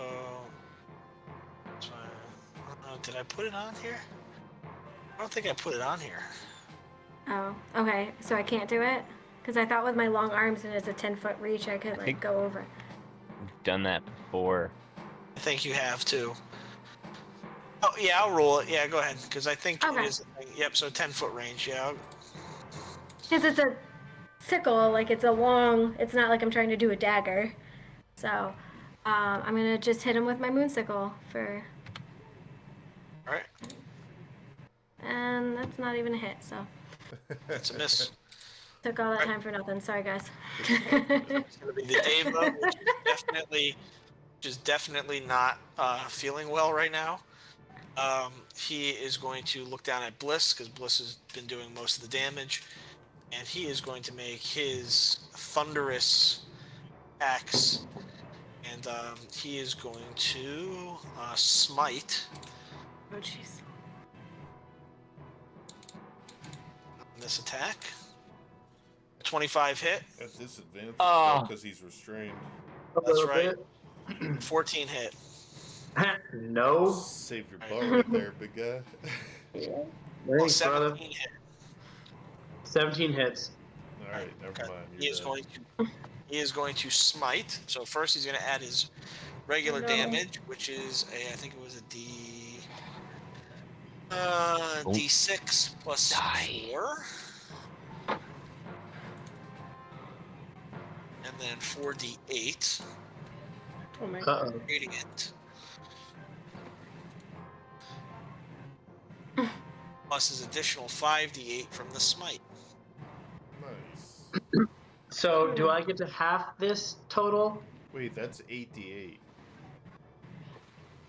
Not 48. Yeah, you said 4, I'm sorry, so... cut that. Yeah, let me re-roll the 4d8. All right. god. Did I put 8d8? Yeah, you put All right, 8d8. my bad. I So mean, this we is can gonna keep be the 1, the 1, the 2, and the... It's gonna be the 23, 25, and then the 9. That's half? Oh, that's full. No, but I take half because of my cunning action. Oh, does it say half for an attack or half for the turn? Uncanny dodge. When an attacker sees you that hits you, you can use your reaction. So it's one of the instances of damage. So So what you is can that? have one of them. Have the 25. Alright, so if I do that... I'm still down big time. Alright, I'm unconscious. What's your total health? It was 30, and now it's dropped to negative whatever. If it did I do six? I didn't do 60 damage total, did I? No, because if I have the 25, I just want to make sure I it's- didn't kill you it's outright. 12 and a half No. plus the 23, so 35 plus the 9, correct? Yeah. So 44 minus the 30, so I'm at negative 14. Which is still 0. All right. Yeah. Next up is Yeah, Kosh. so you're not outright. Okay, so as a cantrip, I would like to cast Chill Touch. Okay. You create a ghostly skeletal hand in. Sorry, I'm not sure what the range is. I added this as a cantrip because the cantrip wasn't working. Like, I believe it's 60 feet. yeah, I think it's also in range. Blah blah blah. On a hit, the target takes 1d8 necrotic damage and can't regain hit points till the start of my next turn. 120 feet. Nice. So Until then, the hand clings to the target. It's not undead as far as I know, so that doesn't mean anything. And then at the bottom, it says this spell's damage increases by 1d8 when you reach 5th level. So since I'm level 6, does that count? Because it's not casting at a higher level. It's just no, it's just it is what it is. They just scale with your level. So okay. So it has to make my spell save DC, which is 15. No, what it says kind you of make a ranged spell attack. Oh, my bad. Okay. roll a okay. d20 and you add your spell attack bonus to it. Which is The right of your spell save DC. 7. Oh, bruh. Sorry, never played a spellcaster before. It's painfully obvious. 17. 17 just hits. Oh, Nice, we yeah. finally found out his armor class. Love 3. that. Wonderful. Well, it can't regain any health till the start of my next turn, so that's pretty good, I guess. If this thing has something. All right. It just has this deathly necrotic hand grasping its ankle. Next is Bliss. I need you to make a death saving throw. You got it. Where's my death saving throw? It's just a roll of Roll a d20. I knew that. Come on, man. It's like my first time playing D&D or something. It's the 5. first one. It's a 5. Yep. So that's 1 death save. Nice. Ooh. All right. Alright. Next up is going to be not the Warlock. Next will be Aaron. Alright, all out of key points, but not out of rage. Going in. 22 Nah. Okay. for 9 plus 4, so 13. Yeah. Oh, uppercut. Fuck. 7 Yes. plus. I'm Oh, that's a away. d20. Sorry, I wasted that roll. Ah, You'll get another. Plus 5, so that's 12. So that's 25, and then bonus action, martial arts attack. Damn. Oh god. So round up the damage. So it was 25. 25. Bro, look at that 3 shot right there. Yeah, You guys are getting there. damn. All right. Boom, boom, boom, boom. Now every hit lands. You can see you're tiring him out, and he's trying to flap and fly away. He's unable to. Now he's just sliding his mace across the ground. He's trying to get out. He's unable to. Is that your turn? Yeah, that's my turn. Aaron.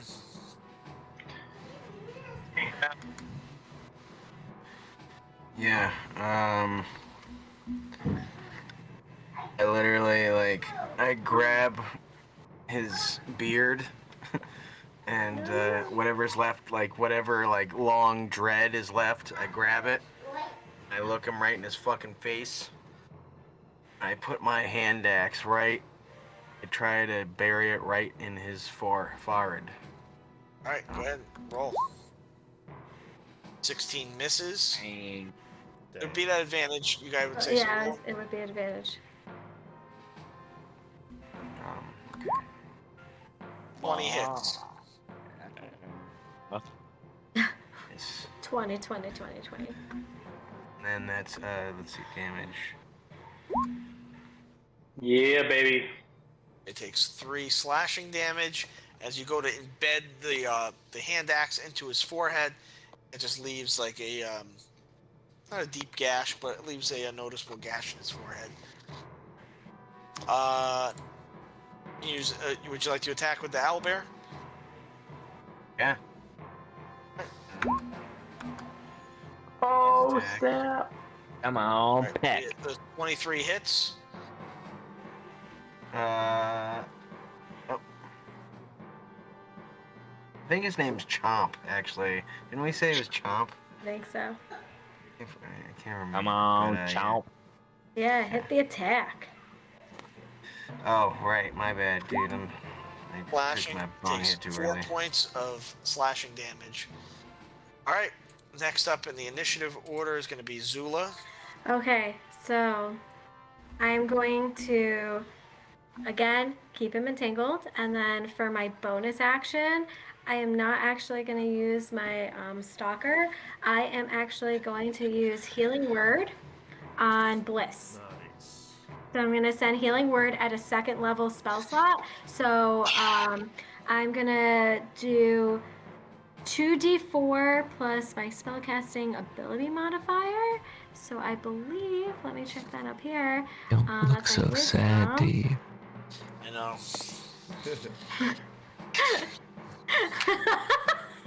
He hates me today. Which was and I want to make sure that I'm doing this correct because I did 7 last time, but that's in my saving throws. Would it be the 4 that wisdom? I have wisdom 4 Yeah, or it's a +4. okay, so it's a 4, so it's a +4. So it's 2d4 plus 4. Let me do that. Mm-hmm.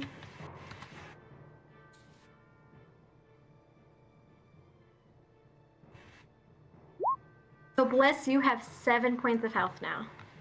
Oh, hell yeah. All right. Taking a deep breath, coming back to life. Yeah, That your and turn? I want Looking to. right at. I Yeah, go want for it. to.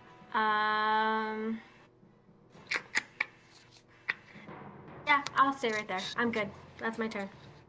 He's still Next entangled. up is going to be the Deva, who is going to look down, bloodied and just barely standing. He's going to look down at Bliss that he just beat into a pulp. He is going to attack again. I just want to look at him and be like, yeah, my friends can heal people too. All right. And he looks down at you. Heal from this. First attack, 21. Oh It's gonna be my disadvantage. My 12. God. God. You're like out. Yeah, to or the 12 does not hit, the 21 does. Oh, the 12 doesn't, no. A 25. Oh 25 my does. God. Alright. So it's going to do the 1d6 plus 4. And damage. So I'll take half of that, 5. 4d8. Oh, wait, shit. Oh, boy. Radiant. He's like, I'm just going for And then he's everything. going to smite 1 time. 1 additional time. 7, 17. Oh my. Alright. Okay. Alright. Back down. Alright, but wait a minute. What is your hit point maximum? So, my hit point maximum is 36. But I take half of the 15, correct, or half of the 35? Do I get a pick? Tim's face.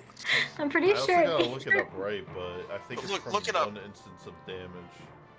If Alright, I'm not look- mistaken. Let me look it up.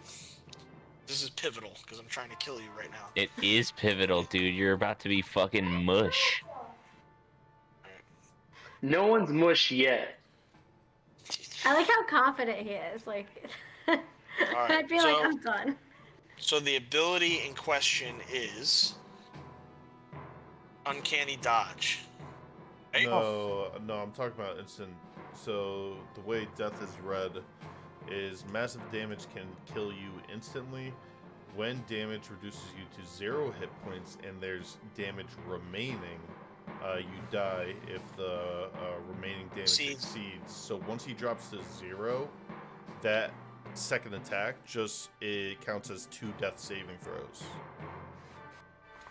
All right. Because that first attack didn't bring him down to his.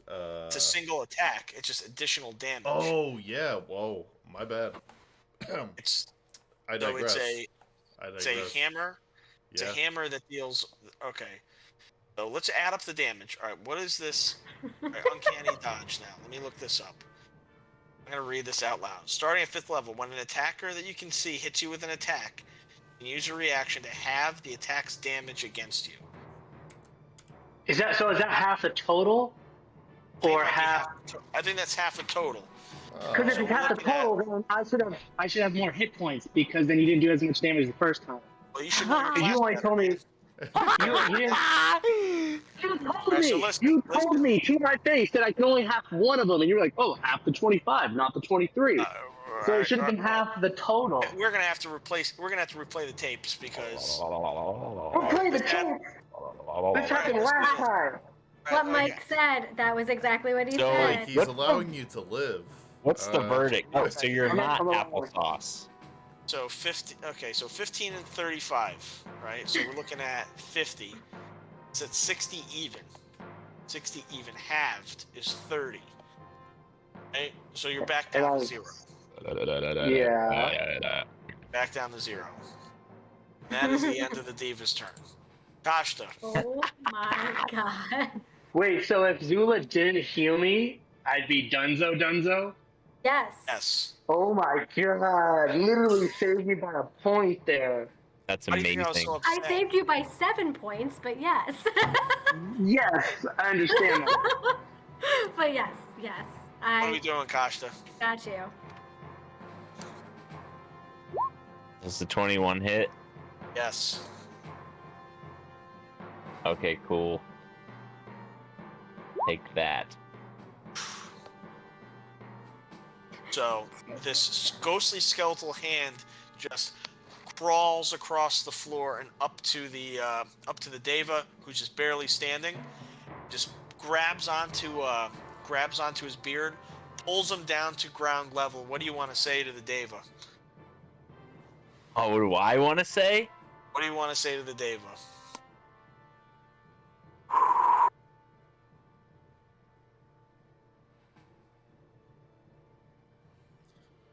May the last moments of your life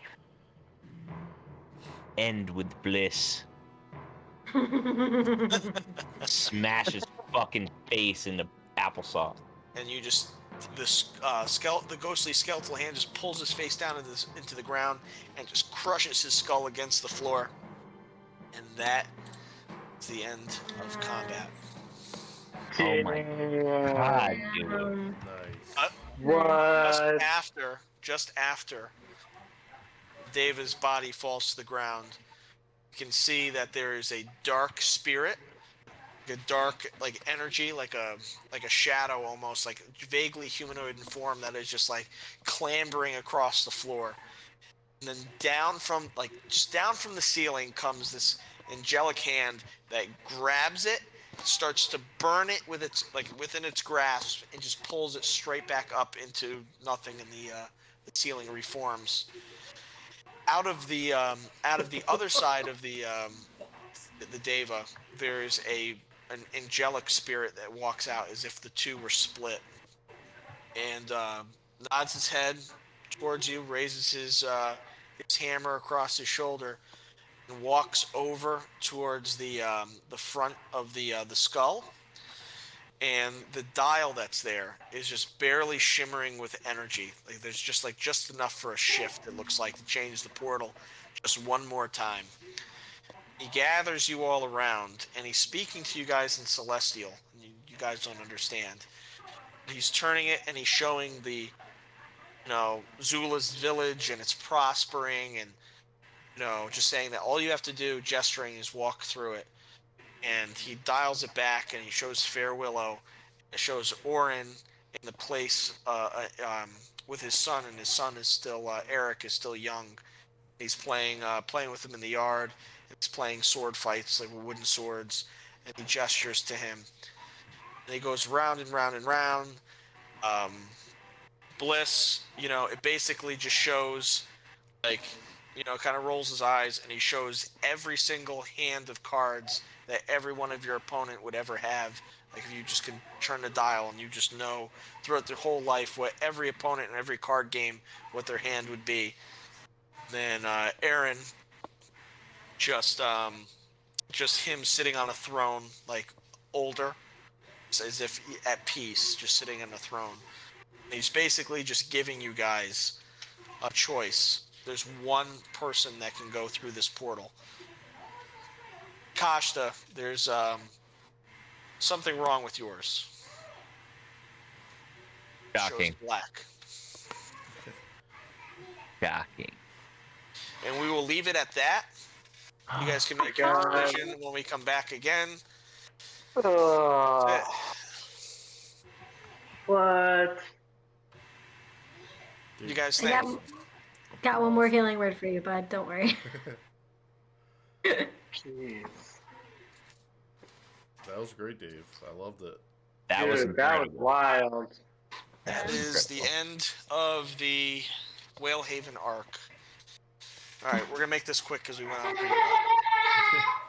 Hmm. All right. Did you hear Olivia? Let's do it. Start with Oren. Oren, what did you think, pal? Alright. Yeah, I thought it was good. I just no. The mechanism of having everyone stand back 60 feet every time I need to attack, that is something that is challenging. That is something that I will have to deal with. Yeah. You have single So, target but- spells. I know I do, but they don't really do Why is she as much. talking? As much. Oh, hi, Livy. Sure, Livy would be better at frost magic than I would. Yeah. So, no, it was good. It was very good, but I just want to feel like I can do more sometimes. Maybe I'm not using it right. I don't know. Right. What about you, Mikey? How'd you feel? Dude, that was hands down my favorite combat scene and overall episode, just because not only in like the overall roles and this and that, but like the decisions that had huge impacts that we didn't realize, like, oh, let's give the cannon to Fred. Like, she should hold yeah. it. And like all these little things that were just like bad choices or good choices, or just like how they added up throughout the episode and made it so cool to just be invested in. What do you think of that twist with Fret being Hope? The split, the good and the evil. It's That like- was How so did you not beyond see it? me. Like, for someone to like, I don't know where her dad plays a part of this. Oh no. Yeah, so if I don't know if he just wiped out all the other people who aged, but I don't know, man. That was it didn't change my decision to like be like, you fucking slut and just attack. But yeah, dude, that was heavy. That was so heavy. What about you, Ash? Yeah, that was intense. I almost died. So if I didn't have Oren's good berry, I would have died, and Bliss would have probably died too. Yeah, Orange saved both of us. Yeah, so that was like pretty awesome. But yeah, it was a mind-blowing episode. I apologize I had to leave for a second with Olivia. What do you think of the owl bear just immediately growing from the for 4 years. That was pretty badass. That was cool. Yeah. Wait, Kashta? did it grow because he aged? Was that the Yeah. reason? Yeah. Oh, that's even better. I like Yeah, it. dude, it was fire. I have quite the list. The Bliss contract is first on my list because I usually keep a running tally of what I want to talk about. I thought that was really cool. I love that you had remembered one of the things about my character, which is like a real big key component of me regaining spell slots and stuff like that. And I'm gonna try to get a little better at playing this. The other thing I really liked after that was the description of the zombies, how Bliss just tactically rapier in the throat, dagger in the temple, and then Zula ripping this one in half through the bars was just like I love that. And Dave, I really think you have a talent for some of the way you describe some things. It just makes me so happy. Happy.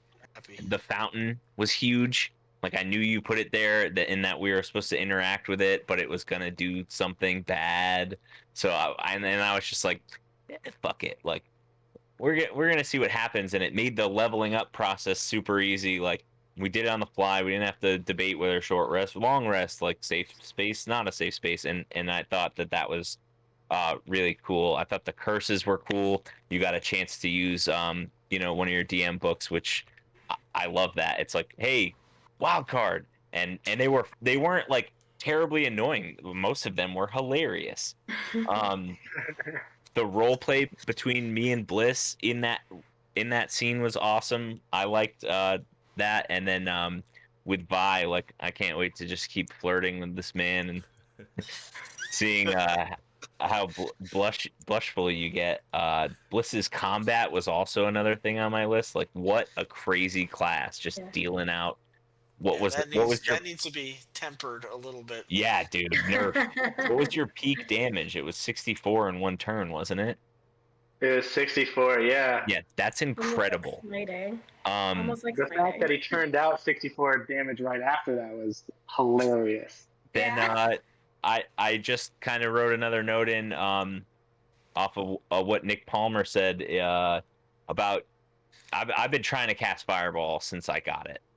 And that's one of those spells, right, where you can fuck up everybody in this radius. And sometimes what happens during the map making is like sometimes we'll get on a map where we'll be 120 feet from these people, right? Like, so you kind of have to play the map and like I can't really do much. And I had planned on basically charming Hope into taking down what I thought was the real big bad. And you guys just fucked him up before he could do anything, which is hilarious. So like I spent all my like bread and butter spells off rip trying to, turn the tide of battle early. The fireball was kind of a wash. So I was just trying to pick little things here and there that were annoying, but you guys already had him locked up. So, like I was just trying to do little things here and there that would work. And I think my favorite part, and this is the last thing, was the unity from the session. Like we've struggled as a party so much making simple decisions, doors, bridges, which way to go, when to go, short rest, long rest. And I thought that this one was like super smooth and that we were just like, oh, this person's going, we're just going to follow them. We're not going to put up an argument. We're just going to, and I think that helps Dave a lot too. It makes the whole thing run smoother, and I'm sure it's a lot more fun to watch. So I really enjoyed this session. Like Bliss said, this is a number one for Tim. Well, and Tim, with what you were saying with like you were doing like little things here and there, I think that's like what makes our group so cohesive. Because yes, we don't know what Vi really can quite do yet, which we like saw, which is awesome with like I'm guessing Monk with the key points and stuff. Yeah. But it's cool because none of us are like super heavy hitters, and so all of us, it's like little things here and there that like actually create the bigger picture, which is so awesome to like watch during combat. So yes, like not one of us other than Bliss who will randomly get 64 points of damage. Like most of us will deal like 10 to like 20 points of damage, if that. Like most of the time I'm just like entangling the person. No doubt. So it's like really cool to like watch those like I'll tell you what, grow, you know what I mean? You entangle my creatures, especially the big bad. It's just. Well, I didn't want you to touch Hope again, because isn't that how like it is just the most. It's the most annoying thing in the entire. Yeah, it's pretty annoying. And even Bliss having the fight of his life, he just sees Kasha now as like not just like a party member or a friend, but like a true brother, because he did some stuff that even luck itself cannot pull off. Yeah. So we're definitely going to revisit and rehash that Dude, conversation. I love that. And like even if you just look at the stem of combat, right? If Nick Palmer doesn't give Ashley the good berry, she doesn't get to heal Bliss, and Bliss dies. Mm-hmm. So it's like even the little things are astronomical. So tiny bits come full circle. Even though Vi, I'm sorry that I entangled you too. No, that's the way the dice. Huh? But it ended up working He out for didn't you care. because you are a monk. So Speaking of, Vi's Nick, what just did you like, think of I've the been in the introduction? clinch before. I can do this. Do, do, do, do. Yeah, so no, again.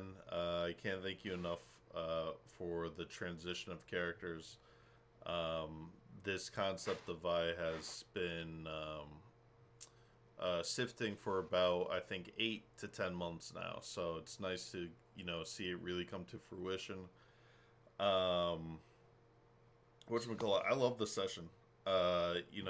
Again, speaking to the new character, one more thing. Uh, I think I'm gonna have fun with Vi.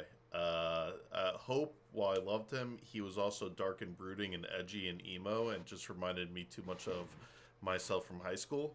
So I like the upbeat nature of Vi. It's a nice change of pace. I think it's a little bit more fitting in the party. It doesn't break down the mood. Although Hope was a good guy, I think keeping things light is fun. The role play was on point. We were bringing our A game. There were, like everyone was saying, it, everything felt genuine. Everything naturally moved along, and that it felt so good and smooth. And then combat again. Hey, I'm just out here throwing bows now, and I'm gonna be bobbing and weaving and punching and diving and ducking and dodging and dipping. And Stodge. speaking of just to roles too in combat, I'm that bumblebee that's gonna be buzzing right in the big bad's ear the whole time, trying to knock him unconscious. So I'm gonna be right up in there. You guys feel free to sling whatever you got. I got a nice armor class. He's gonna be pretty utilitarian. So if you gotta entangle me, entangle me. If you gotta throw fireballs, throw fireballs. If you gotta go, encase me in ice, encase me in ice. I'm gonna be up there. Boom, boom, boom, boom, boom, boom. What exactly is Vi? Vi just maxed out where she's taking it with Monk. She will be multi-classing into Rogue, and just watch the damage meters, because I'm coming for you, Bliss. Oh my god. Is it a he or a she? It is a he. Okay. Why did I Don't say get me she? all confused now. yeah, well, I was Yeah. gonna say Sorry, you had the other because, well, you had I- the other so- guy that was a Yeah. That's so- a looker right there. Yeah, no, so Vi is modeled off of the League of Legends character Vi. Yeah, or I Violet. figured. You're right. So the whole pun of the name is he's this rich Aaron Reinhold von Dahlen, and he's the sixth. And you guys will learn more about his backstory, but to hide his identity, he was given the tag name Vi. which I appreciated that. Yeah, With I the love the Roman reskin. numerals. Once you said Roman numerals, I'm like, haha, I get it. Yeah. Nobody has anything else? We'll call the session here. Wait, what about you, Dave?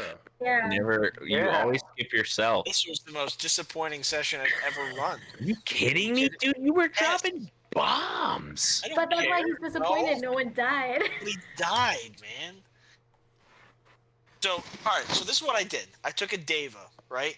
I gave it, because I tried to punk you guys, right? Because you're going to find out, like, all the weapons and stuff you got, like, they basically do the same thing. They all do extra radiant damage. Like, the arrows have, like, the feathers of angel wings. They do extra radiant damage. All the swords and stuff, the bows and stuff do extra radiant damage. All that cool stuff. I'm like, cool, they're going to do radiant damage. I'm going to modify this Diva a little bit, so when he takes radiant damage, he heals. Okay, cool. So they're going to use all this stuff, and they're just going to end up healing him. And you guys don't fucking do it. And then what ends up happening is Hope just gets completely locked down. I was trying to banish people, but I couldn't banish anybody because I just kept on playing defense with everything like this. It was just like, all right, cool. I want to do the owlbear, the cinematic thing, so that's a whole turn I had to waste just to get the owlbear in. Then what was the other one? I added smites to the Deva. Yeah, Extra what? 5d8. Then the base attack, the Deva already hits really hard. It does a d6 for a mace, which I reskinned into a hammer. Right? Because they're dwarves, like these are dwarven gods, whatever. It's a +8 to hit. It's a D6 +4 bludgeoning damage plus 4d8 radiant just for the hit as a multi-hit. All right, cool. And I could throw a couple smites on there. I will most definitely kill somebody. No, fucking Bliss gets revived. Nope, I get locked down. No, like just like Didn't you also do Death Touch? well, the And I still Finger of didn't Death touch? was a once ability for the Warlock of the Fiend, which I used, which I kind of like. I made it a once per day, but I kind of made it a legendary action. It was the top between Plane Shift, Finger of Death, or Feeble Mind. And I was going to do Feeble Mind to Kashta. You blast the mind of a creature you can see within range, attempting to shatter its intellect and personality. It takes 4d6 psychic damage and must make an intelligence saving throw. On a failed save, the creature's intelligence and charisma score becomes 1. Creature cannot cast spells, activate magic items, understand language, or communicate in any intelligible way. The creature, however, identifies its friends, follows them, and even protects them. At the end of every 30 days, the creature can repeat the saving throw. Oh my god. So you were having trauma? Oh my traumatic. Damn. I was. I feel like this is your biggest attempt to try to kill us thus So far. but here's the thing. Like it never. Like, I had like my big cannons ready, but just you guys never fell into aim. I could never aim them. But yeah, no, it's just like I wanted to end off the arc with a character death, and I just technically I killed Hope. But Yeah, you did. yeah, you know what? I win. Yeah, go me.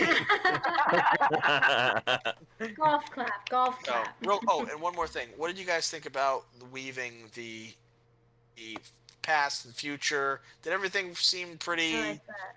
seamless for the most Yeah. part? Yeah, definitely. No plot holes, and if there are, we're not going to talk about them. Okay. Yeah, trying to figure out what was going on, but until we got into this room for it to make sense, like Yeah, it was good closure. It was a Yeah. good wrap up. I liked it. Now we just have to kind of say goodbye to Hope, I guess, in the next episode. Little And one character if they want to leave. alimony. Yeah. we need someone to read up on celestial stuff because we got, a good book to figure out what was going on.